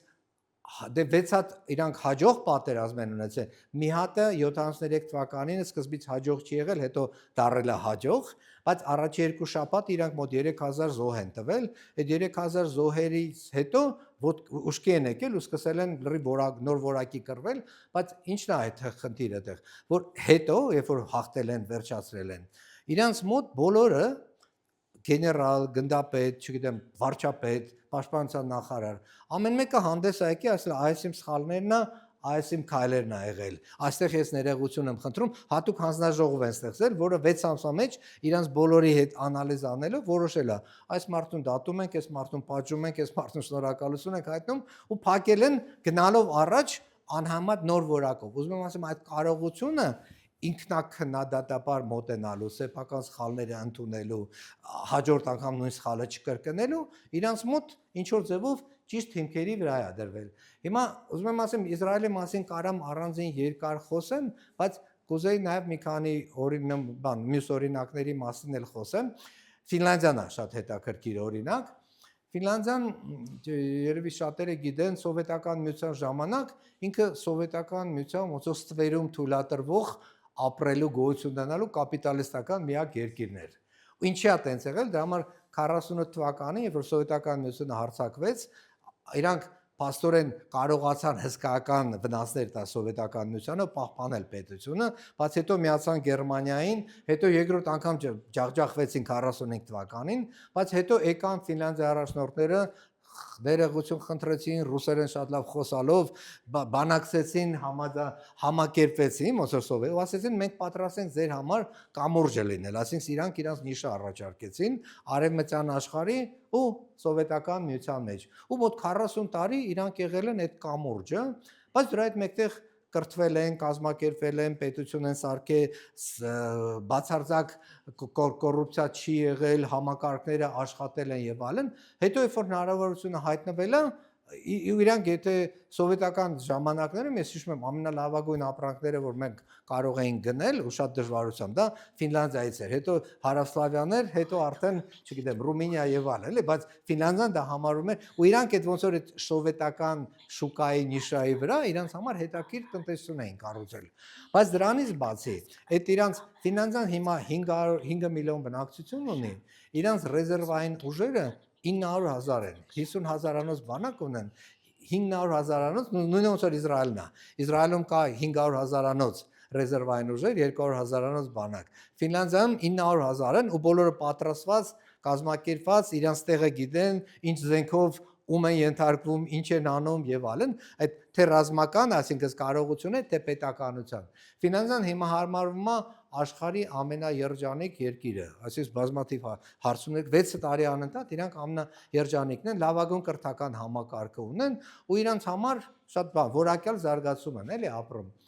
Դա էլ Ֆինլանդիան, Սինգապուրը, առանձին ու հիմա իրանք ես վերջերս ՆԱՏՕ-ին միացան լրիվ նոր մոտեցումներ Ֆինլանդիայում, հա։ Սինգապուրը ամենաընչոր անսպասելի դեպքն է այդ զարգացման առումով, դա համար 60 թվականին իրանց Մալազիայից որոշեցին, որ արտաքսում են, դա համար ոչ մի բանի պետք չէ, նույնիսկ ջուրն էին իրանք ներմուծում, խմելու ջուր չունեն, էս չունեն, այն չունեն, աշխարհի ամենաաղքատ, ամենավատ կլիմայով, ամենադժվար պայմաններով կղզին էր։ Ու հայտնվեց մի հատ առաջնորդ, այստեղ մի հատ առաջնորդի խնդիրն է, Լիտվանիոն, որը Անգլիայում լավագույն համալսարաններում կրթված եւ այլն, ու ինքը եկավ, ասեց այդ այն ժամանակ դեմոկրատիա, չգիտեմ, եւ այլն արժեքները շատ ավելի կարեւոր են, քան ստե հիմա, բայց ինքը ասեց, այդ ամենը կարեւոր չի, կարեւորը որակյալ պետականությունն է, որակյալ տնտեսությունն է, ու սկսեցին սարքել պետական աշխատողները բացարձակ, այսինքն Սինգապուրը այդ միակ դեպքն է, որտեղ կաշառակերության ոչ մի դեպք չի եղել, ինչքան գիտեմ պատմության մեջ։ Ու իրանք այն ժամանակ իրանք հնան կարծեմ $500 կարգեր, հիմա $100,000 է 60 տարվա մեջ, առանց ոչ մի պատմության, էթնիկապես չինացիների, մալայացիների ու հնդիկների խառնուրդ է, ոչ մի հիմք չկա, որ իրար մեջ իրար կարողանան ու իրանք պիտի պայքարեին, բայց պարզվեց բոլորը միավորվեցին ու զրոյից սարքեցին նոր հետաքրքիր ու այդտեղ այդ բացառիկ դեպքերից մեկն է, որ կրիտիկական մի անձի դերը, բայց այդ մի անձը ճիշտ ժամանակին, ճիշտ պահին, ճիշտ տեղում, ճիշտ որոշումներ է ընդունել, էլի։ Էստոնիան ու Լատվիան էլ, ես Լատվիայում ժամանակին աշխատել եմ, իմ առաջին միջազգային փորձը 2 ամիս Լատվիայում ա եղել 99 թվականին,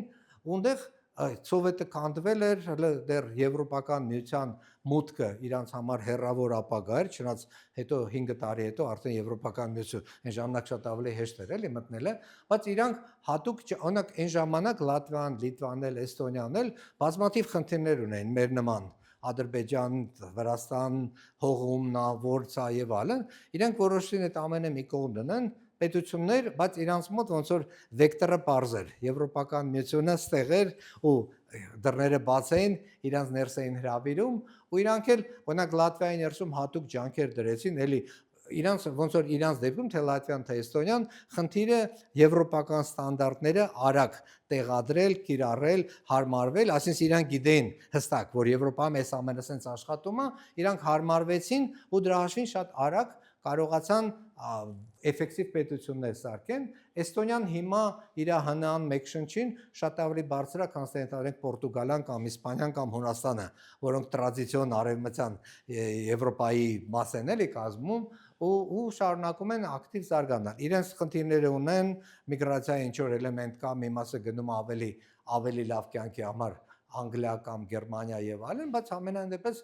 անհամեմատ ուրիշ վիճակում են, ենթադրենք սովետը քանդվելու ժամանակ մենք մոտավորապես $4-5,000 մեկ շնչին հնա ունենք, հիմա Էստոնիան 35,000-ը, մենք 8-8,500-ի վրա ենք, իսկ իրանք անհամեմատ ուրիշ խմբում են էլի գտնվում։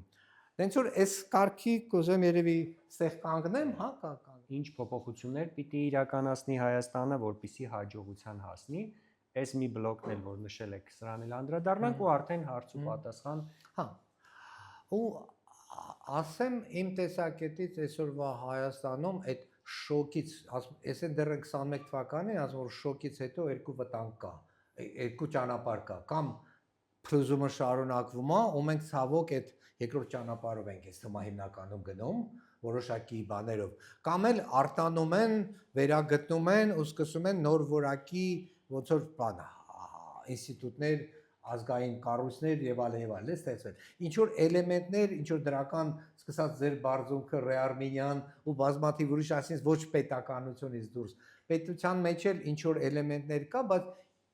ինձ թվում է այդ քրիտիկական քանակից կամ որակից մենք դեռ շատ հեռու ենք։ Ինչի ենք դեռ շատ հեռու ու ինչա պետք անել, չէ՞, երևի դրա մասին է խոսքը։ Առաջինը իհարկե մյուս տարի ընտրություններ է ու համա կազմակերպվելու խնդիր ունենք, որ կարողանանք հստակ պահանջներ դնենք իշխանություններին, ինչ են ուզում կամ ինչ չեն ուզում կամ ուր են ուզում գնան, հա։ Մենք ինչ որ շատ կարճաժամկետ դիսկուրսներով ենք տարբերվում բանանում անընդհատ, հա, Նիկոլը սենց ասեց, էսնից ասեց եւ այլն, ու ինչ որ կորցրել ենք մեծ պատկերը, ուր ենք ուզում գնանք, էլի, այսինքն այդ իմ տեսակետից առաջինը պիտի լիներ նույն Նիկոլ Փաշինյանի կողմից էլ ու մյուսների կողմից էլ իրանք ինչ Հայաստան են ուզում տեսնեն ու ոնց են ուզում այդ Հայաստանը կառուցեն ու դա ոչ թե պիտի լինի այդ 20-50-ի պես 19 հատ երազ, հա, աշխարհի ֆուտբոլի, չգիտեմ, չեմպիոն ենք դառնում, աշխարհի շախմատի չեմպիոն ենք դառնում, 80 անգամ տնտեսական աճ ենք, ոնց ենք, հետո ասում ես ոնց ենք անում, չի, այդտեղ ինչ որ նպատակներ է պետք դնել, ենթադրենք դեմոգրաֆիական ստրատեգիա ենք մշակել, որի հետ մի օր առայժմ կլինի խոսենք, հա, կառավարությունն է մշակել, բայց ոնց որ տարին այդ դեմոգրաֆիական այդ նոր ռազմավարության արդյունքում 20,000 ավել երեխա ծնվի, հիմա մենք 120,000 Արցախից բնակիչ ենք բերել, իրանք չեն կարողանում ներգրավենք մեր տնտեսության մեջ ու խոսում ենք, որ 20 տարի հետո 20,000 ավել, էլի, այսինքն այդ նպատակները դնելու հետ կապված, որպես հասարակություն, նես չի որ սենց առաջնորդի մենք խնդիր ունենք, ինստիտուտների խնդիր ունենք, էլիտայի խնդիր ունենք, ու բայց ամենակարևորը նաև մենք պետք է ազգովի, ես այդ իմ բանն եմ ասում էլ, ու կարելի է դա քննարկել, մենք պետք է երազներից դուրս գանք ու գանք իրական աշխարհում։ Այսօր մեր Հայաստանը, մեր ռազմական կարողություններով ու մեր հարևաններով ինչպես կարող է գոյատևի։ Ու բոլորս պետք է բան ռեալության ինչ որ զգացում ունենանք, որ հասկանանք ինչ տարբերակներ ունեն գոյատևելու, էլի, ու կարելի է դրա մասին ես իմ կարծիքները ունեմ ու կարելի է խոսալ դա թե դիվանագիտական, թե քաղաքական եւ այլն, բայց պետքա խորը քննարկումներ ունենանք ու հասկանանք, էլի, որ ուր ենք ուզում, ինչ Հայաստան ենք ուզում, դրա համար ոնց ասեմ, մի քիչ բարդ հարց է, էլի, երևի գուցե մի քիչ ավելի կոնկրետ հարց տվեք, ես փորձեմ ավելի կոնկրետ պատասխանեմ։ Հա, օրինակ ավելի կոնկրետ հարց, ասացիք, որ շատ բաներ կախված է մասնագիտական որակյալ ներուժից։ Հիմա տեսնում ենք աշխարհում կա բավականին լուրջ որակյալ մասնագիտական ներուժ, բայց Հայաստանում ինչ որ տենց կծկտուր փորձեր արվեցին այդ ներուժի ներգրավման մասով, բայց չստացվեց կամ չկարողացան կամ չուզեցան, այստեղ ինչ անելիքներ կա այդ ներուժը, որակյալ ներուժը բերել ու կառավարելի բերել, վստահելի հիմքերի վրա եւ այլն։ Հա, ու շատ իսկապես խնդիր է, ենթադրենք դե առիթներ ունեցել եմ շփվելու պետական ինստիտուտների, ու տեսնում ես որ իրենց էֆեկտիվությունը շատ ցածր որակի է, որոշում ընդունելուց սկսած իրականացնելուց ու մեր երևի ամենալավ մեծ մրցակցային առավելությունը սպյուրքն է, որտեղ հսկական ռեսուրս կա, հսկական գիտելիքներ, մարդիկ, որոնք ուզում են, բայց փակված համակարգեր է, որոնք չեն ուզում։ Մենք շատ դժվար ենք, մենք պետական համակարգեր էլի դժվար են ընկալում նոր գաղափար, նոր որակ, նոր մասնագիտություն, ճանաչել, որ ինչ որ բան դու չգիտես, դա շատ լուրջ խնդիր է մեր հասարակության մեջ, էլի, որ դու ինչ որ բանում սխալ ես արել, մենք շատ դժվարությամբ ենք, այդ սխալ անելը ոնց որ հանցագործության պես մի բան լինի, չէ՞։ Շատ դեպքերում այդ մանկապարտեզից սկսած դու սխալ ես, դու ճիշտ ես, ու այդ մշակութային է, դա արդեն պետության խնդիրը չի։ Ընդհանրենք նույն վարչապետին ինչքան մեծ ջանքեր պահանջվեց, որ ինքը ինչ ասա, հավոն մենք էլ ենք ինչ որ բան սխալ արել, բայց չի ուզում ընդունի, որ ինքը ինչ է սխալ արել։ Իսկ ընդհանրենք Իսրայելի վարչապետը ասում է, հա, այս հարցում, այս հանգամանքներում ես այսպես որոշում եմ ընդունել, ու այստեղ ես սխալ եմ գործել։ Ներողություն եմ խնդրում, ես պատրաստ եմ հրաժարական տալու։ Մեր մոտ լրիվ ուրիշ ձևի է, էլ այդ պատմությունը ընթանում։ Այսինքն մշակութային մտածողության փոփոխություն պիտի տեղ մշակութային թե առաջնորդների մեջ, թե ժողովրդի մեջ, ես թվում է երկկողմանի խնդիր է։ Եվ սա երևի նույն կատեգորիայի հարց է քաղաքական դաշտի առողջացման վերաբերյալ։ Այսօր տեսնում ենք, որ իշխանության որակների մասին խոսեցինք, բայց նաև ընդդիմության որակների մասին խոսենք, քաղաքական դաշտում որակները բացակայում են եւ քաղաքական օրակարգը սահմանափակվում է, այստեղ դառնում է ճակերտավոր քաղաքական օրակարգ, սահմանափակվում է մեկը մյուսին ինչ որ մանր հարցերում մեղադրելով։ Եվ գլոբալ քաղաքական օրակարգ չի ձևավորվում։ Այս ընդդիմության հարցը ոնց պետքա լուծվի, էլի, որակյալ ընդդիմություն ձևավորելու։ Ճիշտ խնդիր է, ինչի չի ձևավորվում, էլի, ընդհանրենք բոլոր ընդդիմության առաջնորդները, ենթադրենք շատ դժվար է տեսնել ինչ որ մեկի կողմից, այ սա է իմ նպատակը, սա ճանապարհը, այս ծրագրերն են, այս քայլերն է, Ռուսաստանի հետ բարեկամություն ունենք, թե պիտի, չգիտեմ, ռուս մենակ արևմուտքի հետ անենք, այդ գեոքաղաքական հարցերում կողմնորոշ Թուրքիայի հետ մենք ինչ պիտի անենք, պիտի պայքարենք մինչև վերջի հայը, թե պիտի փորձենք ինչ որ ընդհանուր եզրեր գտնենք, էլի, այդ կարգի հարցեր կան, որոնք բոլորը ի վերջո պիտի այնքան անկեղծ լինեն, դրա համար իմ տեսակետից այսօրվա քաղաքական դաշտում մարդիկ միայն այն են ասում, ինչ որ ընկալվում է հեշտ բնակչության կողմից։ Իրանք դժվար բաների մասին չեն ուզում խոսան, դրա համար դժվար բաները իրանք լայքեր չի տալի, իրանք բանը,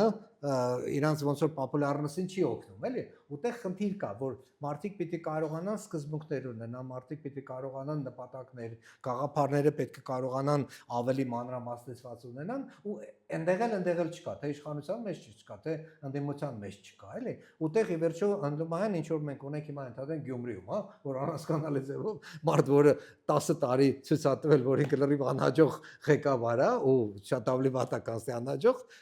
ինչ որ ձևով ինքը նորից ընտրվում է որպես քաղաքապետ։ Այստեղ մի տեսակ փակ շղթա է ստացվում, քաղաքական ուժերը ասում են, դե ժողովուրդը կոպիտ ասած ինչ պահանջում է, այն էլ ստանում է, բայց մյուս կողմից էլ թե դու ժողովրդին չես տալիս, չես ձևավորում, պահանջարկը չես ձևավորում, չես կրթում, մակարդակ չես բարձրացնում, ինչ կարաս ուզես այդ էլի, ու այդ փակ շղթան ոնց պիտի կոտրի։ Իսկ կրթությունը քրիտիկական կարևոր խնդիր է։ Այդ կրթությունը հենց պետականության զարգացման, կրթությունը ճիշտ ասելու, կրթությունը, որ սխալ ընդունելը, կրթությունը, որ կան օբյեկտիվ փաստեր աշխարհում, որ ոչ թե քո երազներում ես դու ապրում, այլ փաստեր են, տրամաբանությունը փաստերի վրա ինչ որ անալիտիկ հետևողություններ է կառուցում, էլի, ուտեղ առանց կրթության չի դա մարդիկ մանավանդ այսօրվա սոցիալական մեդիայի աշխարհում ամեն մի հայտարարության շուրջ ինչ որ հսկական դիսկուրս է սկսվում, ու այդ ասացի մեջ էլ բովանդակություն չկա, դրա շուրջն էլ չկա։ Ու այդ ոնց պիտի անենք, ոնց թվում է բոլորիս պարտավորությունն է, այսինքն միասին բոլորովս կրթվենք, որ հասկանանք, ես դա համար եմ ասում, այս ամեն մի ազգը իր տրայեկտորիան, իր սխալներն է, մենք պիտի փորձենք այդ բոլորը սովորենք, ու թե վատ թե լավ դեպքերից սովորենք, փոխանակ մենք ինքներս կրկնենք այդ սխալները, փորձենք սովորելով բանանենք, ու հիմա կրթվելն էլ հասկանում եմ, նշի որ վաղը միանգամից մեզ արդյունք է տալու։ Եթե Ադրբեջանը մինչև ատամները զինված է, մենք էլ այս պայն ինչ որ մարտահրավեր ունենք, ու դա առանձին խնդիր է, բայց դրանք մեկտեղ եթե մենք չկրթվենք, չկարողանանք որոշումները ճիշտ ընդունենք, չկարողանանք ճիշտ մարդկանց համար ճանապարհ ստեղծենք, որ իրանք հայտնվեն ճիշտ տեղերում, հա, ու այդ բուրգը ճիշտ կառուցվի, իշխանական բուրգը ճիշտ կառուցվի։ Այդ դեպքում ամենակարևոր սկզբից մերիտոկրատիան, որ ասում են, այդ այսինքն մարդկանց որակի հիման վրա իրանք զբաղեցնում են ինչ-որ դիրքեր իշխանություն։ Մեր մոտ շատ քիչ է, մեր մոտ չեղած այդ ինքդ քեզ գովալու, ամեն մեկը մի հատ փոքր բան անում, Սպուտնիկ ենք թողել Հայաստանը դարավ արդեն տիեզերական պետություն, հա, ու ինչ-որ այդ կարգի բազմաթիվ բաներ, որը լավ ցանկություն է, բայց մի հատ փոքր 5 կիլոգրամանոց արբանյակ բաց թողելով իսպանական ինչ-որ տեղից ու դրա հիման վրա արդեն եզրակացնել, որ մենք տիեզերական պետություն ենք դարել, ու դա թե իշխանությունն ասում, թե ժողովուրդը ասում, բոլորը հիանում են դրանով։ Որտեղ խնդիր ունենք, որ մենք պիտի կարողանանք ռեալության, ռեալ աշխարհի հողի վրա տրամաբանելով կառուցենք մեր հետագա քայլերը։ Մի քիչ հայաստանյան իրականությունից դուրս գանք, ավելի գլոբալ հարց ունեմ։ Այսօր աշխարհում բավականին քանդվում է այս աշխարհակարգ ասվածը ու քանի որ ՄԱԿ-ում աշխատել եք երկար տարիներ, հիմա ՄԱԿ-ի դերը ոնց որ թե նվազել է ու ազդեցությունը թուլացել է։ Ինչ է կանխատեսում ՄԱԿ-ը կմնա կվերականգնվի, թե նոր ինչ-որ համակարգ կձևավորվի։ Գիտեք ինչ այդ ՄԱԿ-ի հետ ու նաև այդ որ ասում են ոնց որ ժամանակ առ ժամանակ մեծ շոկեր ա լինում աշխարհում, այդ որ դինոզավրների օրինակը բերեցի, հա, ասես գալիս է ու լրիվ աշխարհը փոխվում է, արդեն դինոզավրները նոր աշխարհում ոնց որ հիմա նույնը ՄԱԿ-ը 26 տարի կյանքից նվիրել եմ, աշխատել եմ, բան, բայց ինքը ոնց որ նախորդ դարի product էր։ Բայց դրա հետ մեկտեղ կար ինչ որ միջազգային օրենսդրական դաշտ, որը ՄԱԿ-ի միջոցով է պաշտպանվում, կար կոնֆլիկտների լուծման մեխանիզմներ, որոնք ցավոք մեր դեպքում Արցախի դեպքում ընդհանրապես չաշխատեցին ՄԱԿ-ի կողմից, ես ինքս եմ ինչ որ մարդկանց հետ շատ եմ խոսացել ՄԱԿ-ի բարձրաստիճան պաշտոնյաներ, բան, բայց ՄԱԿ-ը ինչ որ այնքան կարողություններ, ինչքան իրան թույլատրվում էր։ Հիմա նոր աշխարհում, ու այդ նոր աշխարհի մասին ես ամերիկյան համալսարանում մոտորերս շաբաթվա վերջին մեծ կոնֆերանս է, այնտեղ ելույթ եմ ունենալու, խոսալու եմ, որ այս турբուլենտ, անկառավարելի նոր աշխարհ ենք մտնում, որտեղ ամեն ինչ շատ արագ փոխվում է։ Այդ ոնց որ կա բանը, չինացիներն էին ասում, էլի, Աստվածչանից ծնվեց փոփոխությունների ժամանակաշրջանում, մենք ոնց որ կար սովետական միության 70 տարի, հետո պոստսովետական 30 տարի, ինչ որ ձևով հարմարվել ենք, ու հիմա մենք դուրս ենք եկել, ոնց որ էկվիլիբրումից, հավասարակշռությունից աշխարհը դուրս է եկել, Թուրքիան իր շրջապատի բոլոր երկրներին փորձում է քայլ առ քայլ գրավի, Ադրբեջանը կարծում է իր պահն է եկել, պիտի Հայաստանին լրիվ ստորացնի, Ռուսաստանը Ուկրաինային, Ուկրաինից հետո, ու այդ ամենը շատ արագ փոխվող, դինամիկ, բայց նաև ինչ որ մեծ կորուստներով իրավիճակում է հայտնվել։ Հիմա ՄԱԿ-ը, ՄԱԿ-ի բոլոր մեխանիզմները, որոնք ինչ որ միջազգային հումանիտար օրենքը, միջազգային տարբեր բազմաթիվ օրենսդրություններ, իրանք ոնց որ սկսած Տրամփից իրանք չեն ընդունում։ Իրանք հիմա փորձելու են իրանց ձևով աշխարհը տանեն։ Տրամփը ասում մենք եթե իրան ամերիկան համարվում էր 35 տարի աշխարհի ոստիկանը, կարգու կանոն պաշտպանող, հա, որ չի ենթարկվում, իրան գալիս են ամերիկյան բանակը պատժում է, Սադամ Հուսեյն, չգիտեմ, Կադաֆի եւ այլն։ Հիմա ասում մենք այդ դերը մերը չի, այդ աշխարհում մենք ոստիկան չէ, հիմա առանց ոստիկան էլ աշխարհը ոնց է գործելու, օրենքները ով է պաշտպանելու։ Դրա համար ինձ թվում է մոտակա տասնամյակը լինելու է շատ արագ փոփոխությունների, դժվարությունների ու մենք ոնց որ այդ առաջի 20 թվի պատերազմը մեր առաջի բաներից մեկն էր։ Ոնց որ մենք էինք Ուկրաինաներ եւ այլն, այդ առաջի հարվածները մեր վրա եկան, հիմա ու մենք առանձնապես լավ այդ հարվածը չենք ընկտոնում, դոս մենք հələ որ չենք կարողանում ադապտացվել, հարմարվել ու կարողանանք դիմադրել։ Դրա համար նենց չի որ Ադրբեջանը առավելություն ունի ու այդ միշտ է ունենալու։ Ես մի հատ հոդված եմ գրել, որ մեր տնտեսությունը վերջի 3 տարին 6-ից 10% է աճում, Ադրբեջանի տնտեսությունը 0-ից 1% է աճում, չնայած նավթի ու գազի հսկայական գազի հսկայական ծավալներին, որ Եվրոպա են վաճառել։ Դա նշանակում է, թե մենք 10 տարի ասենց տնտեսությունը զարգանա, որը միանշանակ չի։ Մենք մեծ առավելություն ենք ունենալու, բայց այդ 10 տարին պետք է անցնի ու դրա հետ մեկտեղ էլ ասիմետրիկ պատերազմների մեծ տեսություններ կա, որ անպայման չի դու հավասար ուժեր ունենաս, պաշտպանվելու համար շատ ավելի փոքր ուժերով, բայց շատ ավելի լավ կարելի է պաշտպանվել, էլի, հենց որ այդ ուզում եմ ասեմ մակից եկա, ոնց որ այս турբուլենտ աշխարհում մենք մեր դերը պիտի կարողանանք ճիշտ գտնենք ու պիտի հասկանանք, որ ստատուս քվո պահել չի լինելու։ Այսինքն մենք գլուխներս կախ մեր համար Ռուսաստանի շվաքում կամ, չգիտեմ, Ամերիկայի շվաքում չենք կարողանալ ապրել։ Մենք կարողանանք մեզ պաշտպանել, որ ոնց որ Իսրայելը, գիտեք առաջի անգամ երբ Ամերիկան Իսրայելին զենք տվել։ 67 թվականին, երբ որ իրանք 6 օրվա պատերազմի ընթացքում ջախջախեցին եգիպտական, սիրիական, հորդանանական բանակները։ Դրանից հետո նոր առաջի անգամ Ամերիկան զենք հատ։ Մենք միշտ ասում ենք Ամերիկան է իրան զինը, տենց չի, միջև Ֆրանսիան էր տվել, Ֆրանսիան դատարելա չի տվել բան, բայց իրանք այն ժամանակ 3-4 միլիոն էին, այդ կողքի հսկական երկրներին ոնց կարողացան։ Եվ այդ 500-ական պետություններին սովետներ զենք տալի։ Հա, այն որ էլի հավասար ուժեր, էլի, ուզում եմ ասեմ, այդ մեր վիճակն էլ դժվար է, բայց անհուս ու անլուծելի չի։ Ուղղակի պետքա ունես չի, որ ես նստած տեղից կարող եմ բոլոր բնակավարների լուծումները տամ, հա։ Դա պիտի ամբողջ ազգի մեջ ինչ-որ արտնանա այդ նորարարությամբ պայքարելու։ Ես նույնը օրինակ ասեմ, մի քիչ շեղվում եմ, Արցախում որ այնտեղ էի, ամակից որ դուրս եկա 6 ամիս Արցախում եմ, աշխատել եմ, ապրել եմ, բոլոր սահմանամերձ գյուղերում եղել եմ, այդ գրում է գյուղերը սահմաններին ադրբեջանական դիրքերն է, ասում է կարող եք գնալ նախագահին ասեք, որ մեզ ինչ անենք, խրամատ փորենք, ռմբապաստարան սարքենք, մի բան պիտի անենք, չի ասում 500 մետրի վրա 3 հատ ադրբեջանական դիրք կա, բայց մենք չգիտենք ինչ անենք։ Ու հայկական ասում մոտակա դիրքը 7 կիլոմետրի վրա է, ռուսականն է 20 կիլոմետր մեզից հեռու։ Ու այդ կարգի իրանք ցած նստած սպասում են, որ այսօր հայկական ռուսական բանակը պիտի իրանց պաշտպանի։ Այդպես չէ։ Ես գտնում եմ, երբ որ ես գնում եմ այնտեղ, ես ընդհանրում եմ ամբողջ Արցախը ոնց որ մարզա հրապարակ է։ Բոլորը մարզում են, բոլորը խրամատ են փորում, բոլորը ինչ որ բան են անում, բայց բարձրացած այս հանգիստ, չէ, ոչ թե իրանց են մեղադրում, բայց նույնը իմաստեղ է։ Այդ նույն վիճակն է, որ կարծում ենք, եթե մենք աչքերը փակում ենք ու խնդրին չենք առնչվում, խնդրը վերանում է, խնդրեմ չի վերանում, ուղղակի երբ որ շոկը գա, մենք շատ ավելի վատ ենք ընկալելու, էլ այդ հարվածը։ Լավ, ես էլի հարցեր ունեմ, բայց դահլիճից լսենք, Դավիթ։ Ասում էի, որ Սինգապուրում ստեղծվեց այդ առաջնորդը, ոնց ստեղծվեց, ոնց ժողովուրդը ընդունեց իրան, եթե իրանք տենց խառը ինչ-որ զանգված էին, կրթվածության ցածր մակարդակ կար, ու հետո այդ իա ձևավորվելուց հետո ինքը ոնց գտավ այդ կադրերին, որոնցով որ կարողացավ այդ բանը ապահովի, այդ զարգացումը ապահովի։ Եկեք շատ տեղին ու ճիշտ հարց է,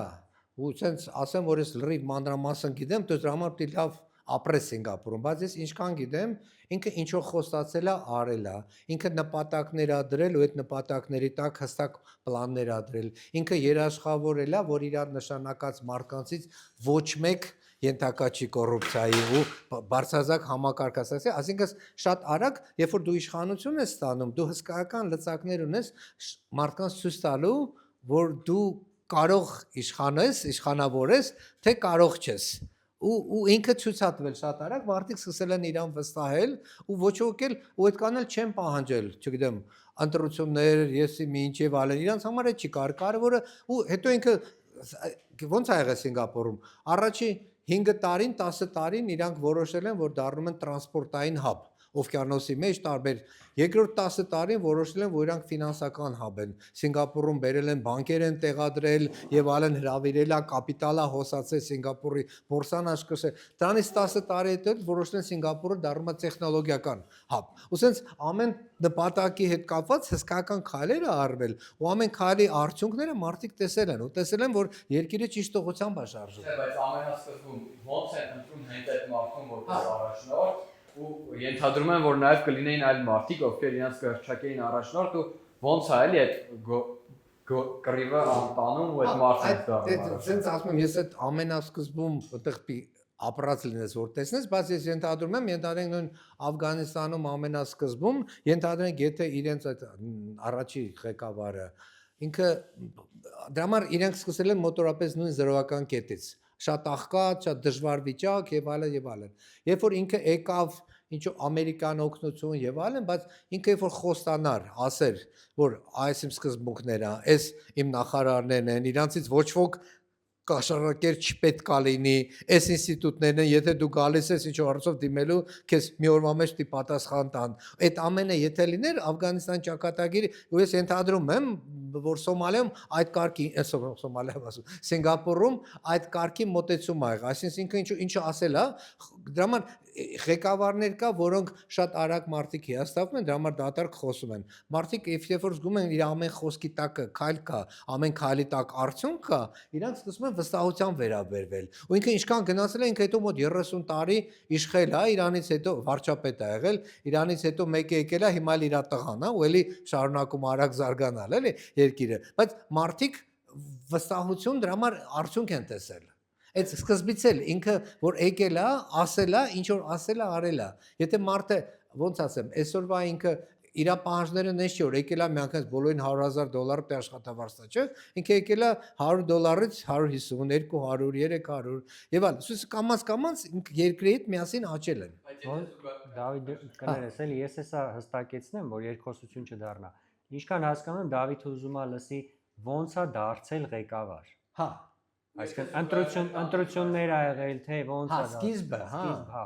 Ընտրություններով դարձել է ղեկավար, թե ինչ որ ուրիշ։ Չէ, այնտեղ բան ա եղել, ինչ որ նենց ազգային խորհուրդ են ստեղծել, ինչ որ հավաքվել են, քննարկել են, ինքն էլ նոր եկել է, մինչև այդ կարծեմ Օքսֆորդում ա սովորել, եկել է, ու ինչ որ քննարկել են, ինքը բանկում ա աշխատել բավականին որպես կայացած լավ մասնագետ, երիտասարդ մասնագետ ա եղել, ու քննարկել են, որոշել են նենց բան համատարած ընտրություններ չեղել, որ այս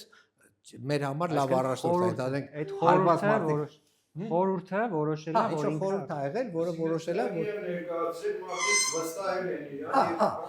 Ուզում եմ ասել, ինչ որ կարող է սխալ վստահեն, սխալ մարդու վստահեն, բայց այս դեպքում հաջող որոշում ա եղել ու հետո ինքը արդեն շարունակելով ստեղծել է Բայց եթե զուգահեռներ տանենք այսօրվա Հայաստանի հետ, եթե ինչ-որ նույնիսկ հայտնվում է ինչ-որ մարդ, որ ինչ-որ ծրագրով ինչ-որ բան առաջարկում, ոնց կարա այդ ծրագրով այդ մարդը ոնց որ հասնի ամբողջ հանրությանը, եթե ասենք ինֆորմացիոն շատ մեծ հոսք կա ու շատ հեշտ է այդ մարդուն սևացնելը կամ այդ խմբին սևացնելը։ Համաձայն եմ, ու հիմա իսկապես այս սոցիալական մեդիայի աշխարհում, երբ որ ինչ-որ բազմաթիվ ֆեյքերով, բոտերով, չգիտեմ ինչով, շատ ավելի դժվար է պահել բայց բոլոր դեպքերում չգիտեմ մարդիկ նույնը ընդհանրենք Ամերիկայում Տրամպի նման մարդը ոնց է եկել իշխանության ես չեմ կարող հասկանամ բայց եկել է հիմա ուտեղ հիմա Հայաստանում էլ մենք էլ ենք մեր սխալները անելու բայց ամենայն դեպս փորձենք հնարավորին չափով ղեկավարը ինքը իր մոտեցումներն ա տալի, իր լուծումներն ա տալի, լսում ենք, քննարկում ենք, ռացիոնալ որոշումներ ենք ընդունում, էլի։ Այսինքն, այդտեղ ինչ որ ճանապարհ կա, նես չէ որ անհույս է, ամբողջ աշխարհը այնքան խորը մշուշի մեջ է, որ բանը ճշմարտությունը բացարձակ կորել է։ Ճշմարտությունը ի վերջո ինձ թվում է, կա ու կարելի է փորձել դրա հիման վրա ինչ որ մարդկանց գտնել, որոնք կառուցեն։ Գիտեմ, որ այդքան հեշտ չի պատասխանել, բայց էս է։ Շնորհակալ եմ շատ հետաքրքիր ներկայացում էր, սեմինար էր, շնորհակալ եմ որ կիսվեցիք ձեր փորձով։ Ես ունեմ շատ հարցեր, բայց ոնց որ ինձ համար ամենակարևորները ինչի համար որ ես եկել եմ այսօր այստեղ, ես շատ կուզենամ ձեզանից լսել մի քանի հարցի պատասխան, եթե թույլ կտա ֆորմատը, եթե չէ հետո առանձին կմոտենամ, մեկակա հարցնեմ։ Առաջինը ինձ այդ հարցը տանջում է, դուք եղել եք փաստորեն ձախողած երկրներում աշխատել եք եւ մարդկանց եք ճանաչել եւ մշակույթը եւ ղեկավարներին, քաղաքական ուժերին եք ճանաչել։ Հաջողած երկրներում ոնց որ անձամբ դուք ծանոթ եք, բայց ոնց որ դե բոլորս ինչ որ չափով տեղեկանք իրաց մասին եւ նաեւ Հայաստանից եք տեղյակ։ Ինչ եք կարծում։ Այսպեսի շատ դիպուկ ու ճիշտ ասացված կա, որ ամեն ժողովուրդը արժանի է իր ղեկավարությանը, որը հետո եւ այլն։ Ու իր իրականությանն էլ ինչ որտեղ։ Հա։ Հիմա ես ուզում հասկանալ ձախողած երկրներում գոնե ղեկավարությունները արժանի էին իրենց հանրության իրենց ժողովրդին։ Ձեր կարծիքով, այսինքն իսկապես այդ հանրությունները այսքան զզվելի ու վատն էին։ Կամ հակառակը, հաջողված երկրներում Կամ, այո, իրանց... ու քանի որ ձեր փորձը հենց ձախողված երկրներում է, ես առաջինը ոնց որ սա, այո, եւ սա արդյոք հաջողված երկրներում հանրությունները ամենայն հարգանքով ֆիների եւ սինգապուրցիների արդյոք այդ հանրությունները այդքան բարձր գիտակցության հանրություն են, որ արժանացել են նման ղեկավարների։ Եվ այստեղից բխում է ածանցյալ հարցը, սա առաջի հարցն է իրականում։ Դուք այստեղ արտաքին ուժերի, այսինքն դուք համակարգային ասեմ մասնագետ եք, առաջի նույնիսկ մասնագետացան։ Արդյոք այս համակարգը միայն փակ համակարգ է։ Արդյոք արտաքին ուժերը չափից ավելի կարևոր նշանակություն չունեն։ Օրինակ, եթե Սինգապուրի ղեկավարը եղել է Օքսֆորդից, արդյոք դա լուրջ նշանակություն չի ունեցել, որ հենց Սինգապուրին են կանաչ քարտ տվել, ոչ թե կարմիր քարտ ու հեռացրել։ Ինչպես ասենք, օրինակ Աֆղանստանին կարմիր քարտ են տվել շատ երկրներ, Սիրիային կարմիր քարտ են տվել եւ այլն։ Բայց իմ կարծիքը պահում եմ իմ մոտ։ Դա փորձեմ դրա համար շատ տարբեր հարցեր է այդտեղ մեկը մյուսից հետ կապված, ասեմ կոնկրետ այդ ղեկավար ով Օմարժանի ազգը ղեկավարին, ղեկավարը ազգին եւ այլն, այդ իմ համար այդ Աշրաֆ Գանի օրինակը դա անձնական օրինակ է, գիտեք, ես իր այդ որ առաջի անգամ հանդիպեցի Բիշկեկում էր, ինքը Աֆղանստանի ֆինանսների նախարարն էր, ինչ որ sense հետո նստեցինք երեկոյան զրուցում էինք, ուսես մի երկու ժամ ուսես ապշած բերանս այնքան խելոք էր, այնքան հետաքրքիր բաներ էր ասում։ Հետո որ ես գնացի մի տարի հետո Աֆղանստան, ինքը գնացել էր Կաբուլի համալսարանի պրեզիդենտն էր ու գնացել եմ իր այդ 2 ժամ իր գիրքն այնց տվել, խոսացել ենք այդ պետությունների, ցախողված պետությունների ճակատագիրը, հետո ստացվեց հանգամանքների բերումը, որ ինքը դարձավ Աֆղանստանի պրեզիդենտը, հա, ու մի անգամ ընտրվեց, հետո երկրորդ անգամ ու հետաքրիր էր, ես որ եկա 20 թվականին վերջի անգամ եմ եղել այնտեղ, ինքը ուրեմն մի 19 թվին ընտրություն ա եղել, որտեղ եթե դրանից 10 տարի առաջ Աֆղանստան 10 միլիոն մարդ ա եկել ընտրությունների, իր վերջի ընտրություններին եկել է 2 միլիոն մարդ։ Մարդիկ չեն եկել ընտրությունների, ինքը բոլոր ինգրեդիենտները ունենալով, ոնց որ հետո ես փորձում էի հասկանալ, իր այդ չեմ հանդիպել, որ արդեն նախագահ, բայց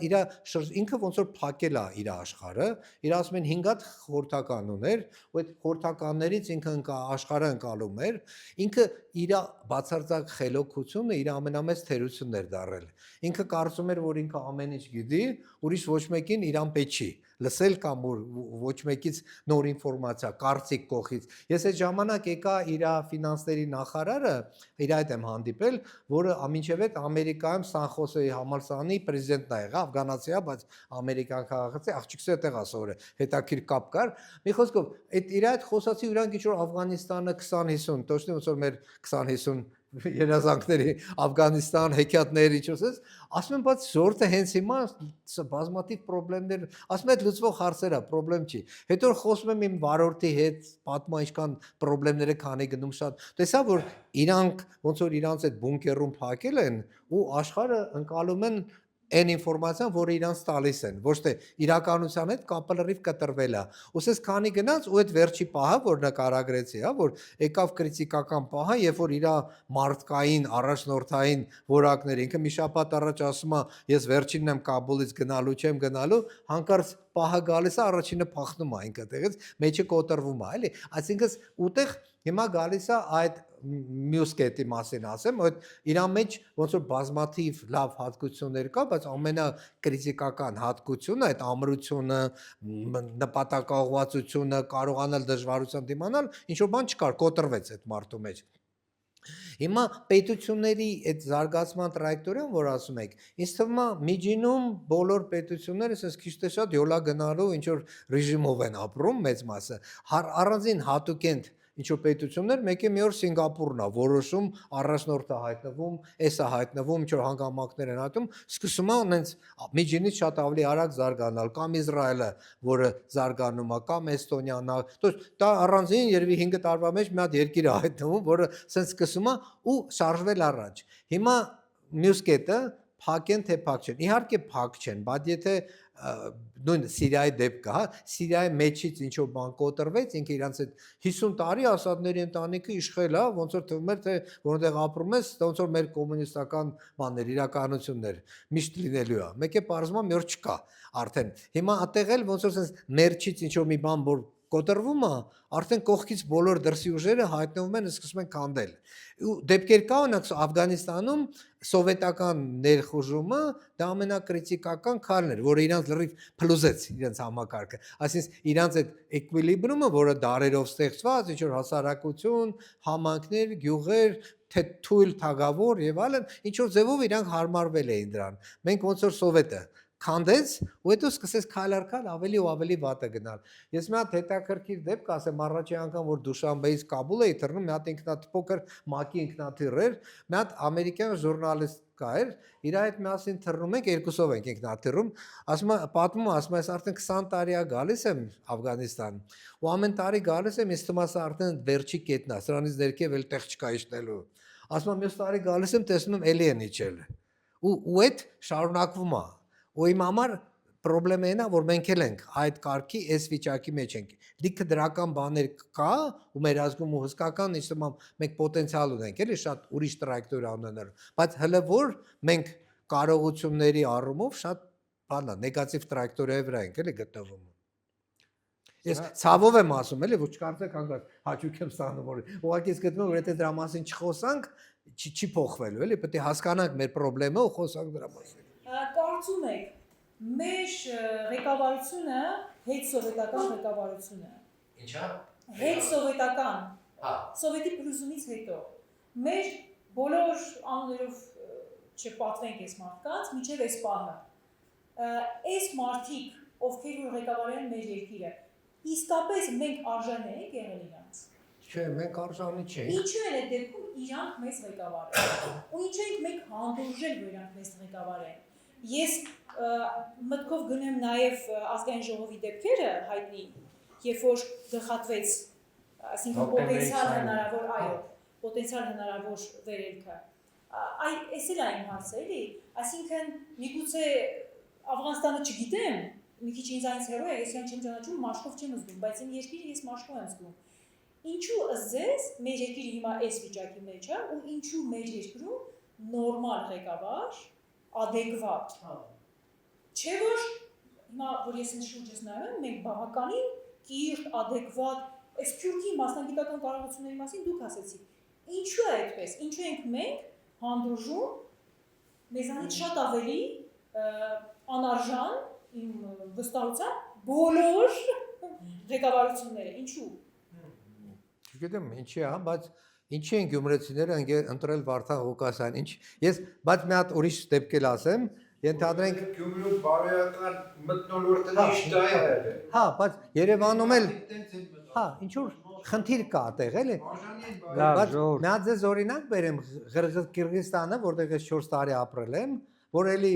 մի քիչ դեմոկրատական, մի քիչ սենց եւ այլն, ընդեղի վերջի 3 պրեզիդենտները այդ Վարդան Ղուկասյանի մտավոր կարողությունների մարդիկ են։ Իրենց առաջի նախագահն Ակաև, Ասկար Ակաևը, իրենց ակադեմիայի պրեզիդենտն ա եղել, անձամբ շատ երկար շփվել են, շատ հետաքրքիր ինտելեկտուալ մարդ ա եղել, չի ստացվել որպես առաջնորդ, բայց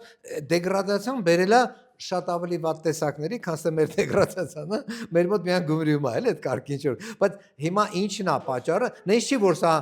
բանա դետերմինացված ինչ որ արդյունք է, որ ազգը միջինում թեր զարգացած է, թեր կրծված է, բայց քաղաքական մեր մշակույթը պետականության մենք չենք ունեցել, չէ՞, մենք քանի 700 տարիա պետություն չենք ունեցել, ինչ որ առանձին էլեմենտներ պետականության հայտնվել են, սովետի ժամանակ ինչ որ բան եղել է, բայց դա պետականություն չի եղել, դա ինչ որ կատարելու, իրականացնելու տարբեր հարցերում բանա, բայց ինքը առանձին պետականություն չի ունեցել։ Ու հիմա մենք, բայց դրա հետ մեկտեղ նույն Սինգապուրը կամ Իսրայելն էլ նշի որ Իսրայելը 2000 տարի պետություն չի ունեցել, մեկ է միանգամից հզոր ուժեղ պետություն է սարքել, բայց իրանց մոտ ավելի բան ա եղել, ոնց որ դրսի հրեաները ակտիվ են մասնակցել թե ֆինանսներով, թե որոշում ընդունելով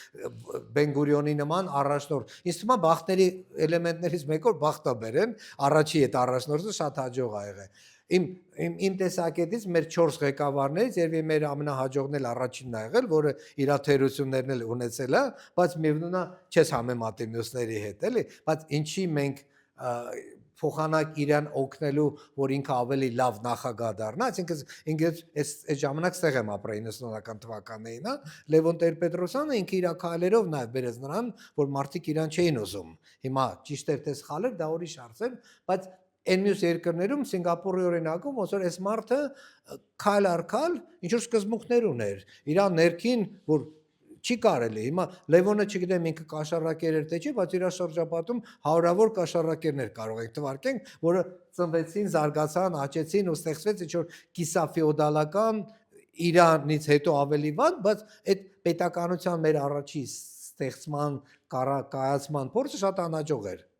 շատ նկատում եմ այն ինչին մենք արժանի ենք ոչ թե Ղրղստանի կամ Աֆղանստանի համեմատել է հիմա ու ոնց պետք է անենք այդ որակյալ առաջնորդի հորիզոնում ոչ մի հատ առաջնորդ դες որակյալ առաջնորդ չգիտեմ դուք տեսնում եք ես չեմ տեսնում Սենց մի հատ թեզ կա այս ես չեմ ասում ես հարցով հարցին եմ պատասխանում բայց դες որ լուծում ունեմ չեմ ուզում ասեմ էլի բայց միասին պիտի գտնենք այդ լուծումը Սենց մի հատ թեզ կա ես չեմ ասում չեմ հիշում որտեղ եմ լսել բայց սենց թեզ կա որ ասում են որակյալ ներուժը հայկական ներուժի մասին է խոսքում ընդհանրապես տարբեր երկրներում էլ կա բայց ասում են որակյալ ներուժը բավականաչափ համարձակ չի գտնվում պատասխանատվություն իր վրա պատասխանատվություն վերցնելու ու արդյունքում բացական ընտրասերում է գնում այն երկրներում որտեղ որակյալ ներուժը բավականին համարձակ է իր վրա պատասխանատվություն վերցնելու հարցում այդտեղ առաջ են գնում որտեղ այդ համարձակությունը բացակայում է այդտեղ բացական ընտրասերում է գնում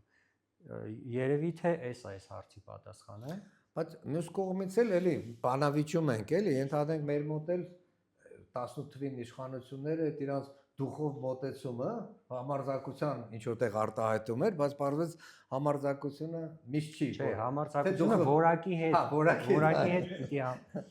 հետ պիտի համընկնի։ Դա կա, ուզում ասեմ, բայց համաձայն եմ, այդ առաջնորդը պիտի կարողանա այդ անգլեն bold bar կա, այսինքն կտրուկ խիստ որոշումներ ընդունելու ու շարժվելու։ Այդ կարողությունը ես մեր մոտ չեմ տեսել։ Մեր մոտ մի քիչ sense-ա, մի քիչ նենց-ա եւ այլն, բայց եթե դու բան ունես, տեսլականը ունես, ու պլան ունես, ճանապարհ ունես, ու ներքին վստահություն ունես, որ քո հետևից կգան, էլի, դա թե բիզնեսում, թե պետականության մեջ առաջնորդները հենց դրանք են, որը կարողանում են ծնել գաղափարներ ու մարդկանց ոգևորել, որ միասին շարժվեն ըստ այդ նպատակների ուղղությամբ, էլի։ Ես էլի հարցեր ունեմ, բայց եթե ունեք, խնդրեմ։ Վստահ եմ, որ Հայաստանին այս տարբերակը երևի չի համապատասխանի, բայց հետաքրքիր բան կատարվեց 60-ականների վերջ 70-ականների սկիզբ։ Աշխարհի տարբեր ծայրերում Չիլի եւ Հարավային Կորեա բռնապետությունով նրանք մեծ առաջընթաց ունեցան։ Մի պահ ստացվեց, որ Պինոչետը իշխանությանը գա բռնապետ,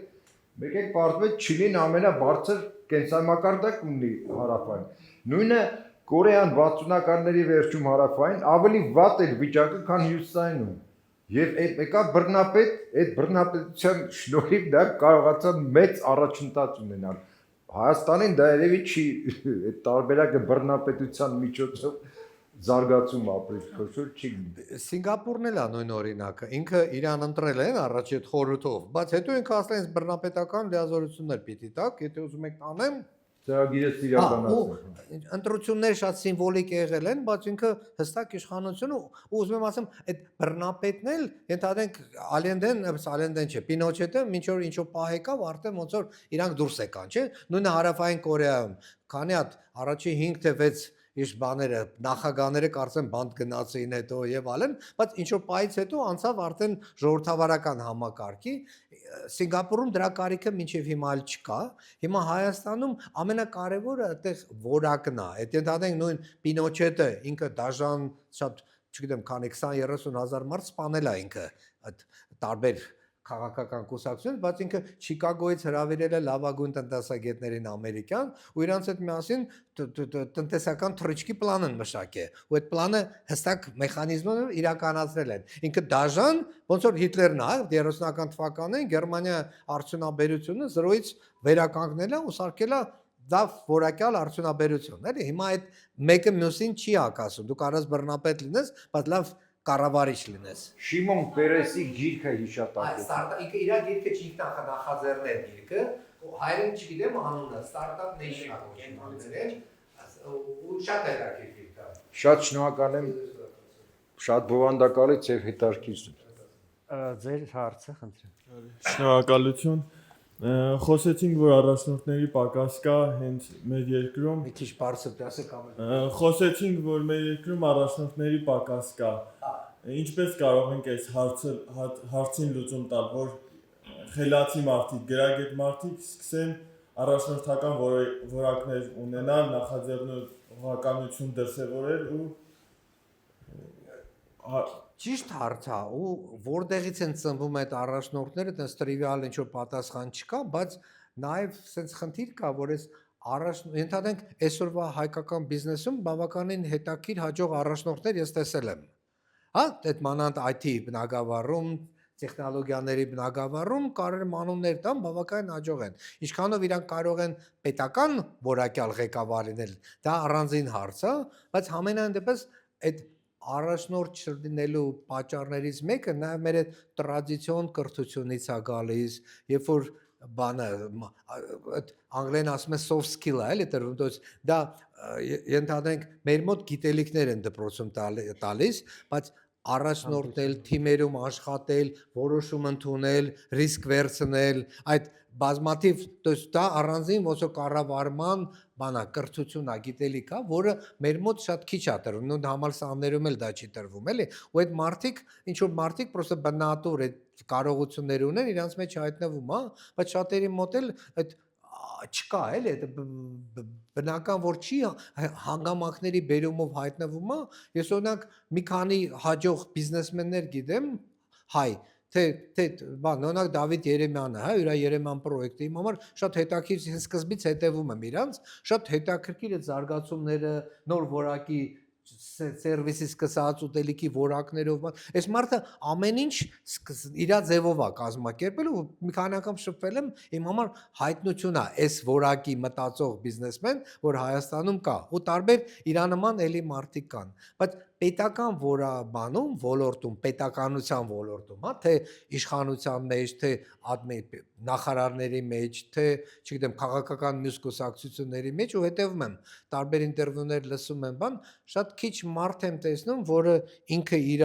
տեսլականը ունի, ներկայացնում է ու կարողանում է ինչ որ հիմնավորի, որ այս ճանապարհով որ գնանք, բոլորիս համար ավելի լավ է լինելու։ Հիմա ոնց անենք, որ դա հայտնվի, զարգանա, առաջանա, դա մեր բոլորի դրա համար շատ բաներ է, այդ կրթական շարժում որպես այդ բոլորին կրթելու խնդիրն է, էլի, մանկապարտեզից, երեխաներին, դպրոցից։ Ես օրինակ մի քանի հատ Արցախում մի հատ ծրագիր ունեմ, որը միջև հիմա էլ Մունք տեխնո դպրոցն է, որը Արցախից հիմա բերել ենք Տաշիրում է, ու այդ երեխեքի մեջ 6 ամիս տևում է, որ իրանք իրանց Մագնա լավ գիտի իրանց, չէ՞, հայտնել գիտի։ Հա, ու ասած որ աշկերը բան, այդ առաջի անգամ որ ես գնացել տեսել եմ, այդ երեխեքը ասենց ինչ որ խեղճացած, ընկճված, ինչ որ ասենց գյուղական իրականությունում կորցրած, մեկի 6 ամիս հետո աչքերի մեջ լույս է հայտնվում, նախաձեռնություն է հայտնվում, ուզում են ինչ որ բան անեն, ուզում են նոր որակի կյանք ստեղծեն եւ այլ։ Ու ասենց լրիվ նոր խմորում է, էլի հայտնվում։ Ու այդ մեր մոտ առանձին դեպքեր է, նույնը Թումոն է անում շատ ավելի մեծ մասշտաբով անում, թե տեխնիկական, բայց այդ բանը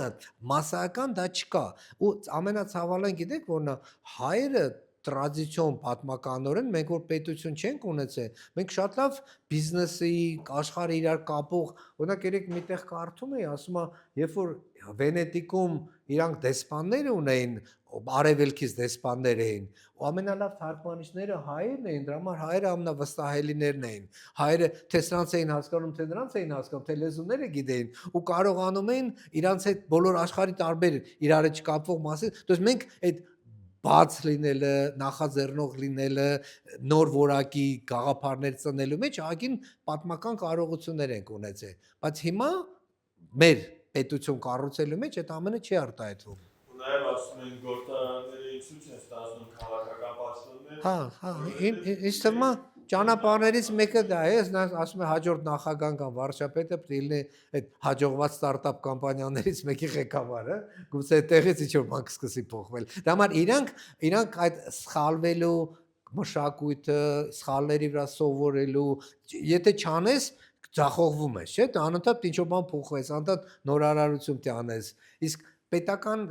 բանում համակարգում ձախողվելը որն է, երբ որ քո ղեկավարը քեզ չի սիրում։ Չէ, դու կարաս ինչ ուզում ես անես, ոչ ոք քեզ չի գնահատում որակի համար քո աշխատանքի։ Դա համար կամ դի գլուխ գովաս, որ էսի միջեր ես արել, կամ էլ դու սուսպուս նստես, որ ղեկավարի աչքին չերևաս, էլի, ու տենց նեգատիվ սելեկցիա գնում։ Կներեք, էլի եկեք երկխոսություն չդառնա, որովհետև էլի մարդիկ կան հարցեր ունեն, խնդրեմ։ Փորձեմ բարձր ասեմ։ Ինչ մոտի կարևոր կերպասեմ։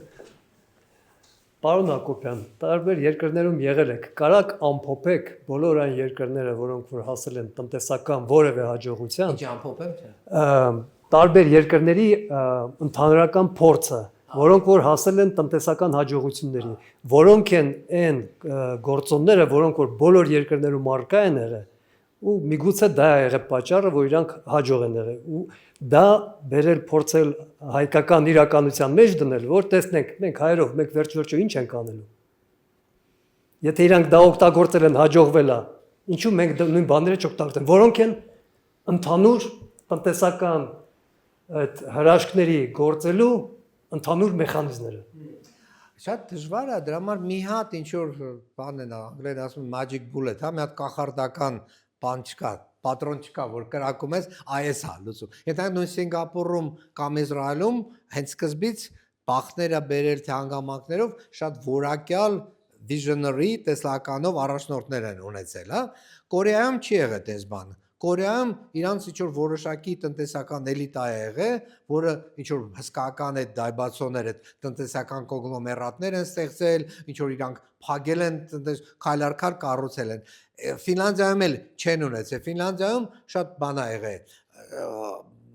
կրթված մարդկանց տոկոսն է շատ բարձր եղել իրանց հետ բոլորի հետ խորհրդակցել են այդ բանը ոնց որ համանքային մոտեցումը լուծումներին իրանց մոտ շատ ընդունված ձև է եղել էլի բոլորի հետ անընդհատ քննարկելով ինչ որ թիմային մոտեցում ոնց որ ազգի վրա է այդ ամենը տարածվել ոնց որ ամեն մեկի համար ինչ որ մի քանի յուրահատկություններ կա բայց իմ համար եթե Հայաստանում ստացվեր նենց որ մենք ինչ որ որակյալ առաջնորդ ունենայինք ու այդ մարդիկ ինչ որ կարողանային այդ մարդուն անհատին ինչ որ ձևով վստահության որոշակի կրեդիտային ու դրա հիման վրա արդյունքներ ակնկալային, այսինքն մի անգամից չսկս մեր մոտ չհայտնված արդեն բան են անում, չէ՞, ոչնչացնում են մարդու ռեպուտացիան ու ինչ տարբեր պատմություններով եւ այլն, էլի։ Դենց որ տես չի, տես པարզ ձև չկա, ամեն երկիր իր ճանապարհն է անցնելու, էլի, ու նենց կարող է մի երկրի ճանապարհը մյուս երկրի դեպքում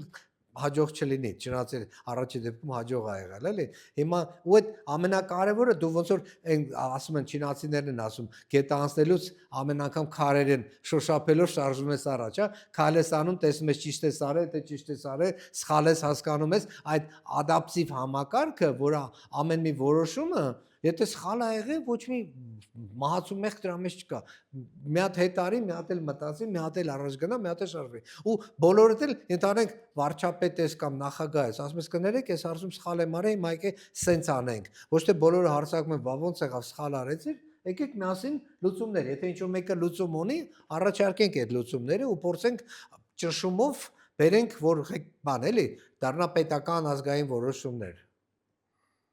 Բայց հարց ունեք Գանի ջան։ Ինձ թվում է ինչ-որ նոր բան չեմ ասում, բոլորս գիտենք, որ վերջին տարիներին, ասում եմ, որ նորություն չեմ ասում, բոլորիս դա հայտնի է, որ վերջին 30 տարիներին անդադ եղել է ռոպագանդա, որ իրականում քաղաքականությունը դա շատ կեղտոտ բան է, իրականում այնտեղ մենակ վատ մարդիկ են գնում, ոնց որ այդ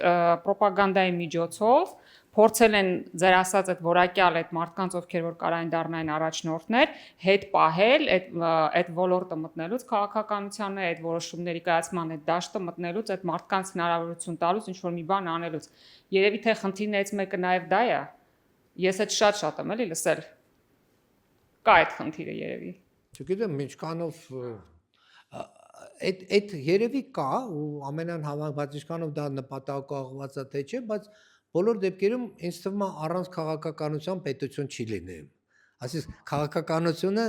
քաղաքականության արդյունքում իշխանությունը բաշխվում է, ինչ որ մարդիկ հայտնվում են պետության ղեկին ու սկսում են ղեկավարել, էլի, նենց որ դա կեղտոտ մաքուր պետության ղեկավարն էլ այդքան մաքուր հեշտ գործ չէ, էլի։ Չէ, իհարկե, պետք է գիտակցես, որ եթե դու գնում ես ղեկավարի, լինելու են նաև բարդ որոշումներ, որ կարող է ինչ-որ մարդկանց վնասեն, բայց ընդհանուր առմամբ ունենան դրական, հա, երկարաժամկետ ազդեցություն ու չէ եղել է այդ 30 տարիների ընթացքում երևի այդ քաղաքական մշակույթի բացակայությունից էլ է որ մարդկանց անդադ փորձել են հետ որակյալ մարդկանց փորձել են հետ պահել այդ դաշտը մտնելուց ես կարծում եմ որ նաև այդ հանգամանքներ կա Եղել է ես թվում է ու ինչ որ այդ անընդհատ process է էլի բայց հիմա ոնց պիտի այդ փակ շղթայից դուրս գանք ու գնանք ինչ որ նոր որակի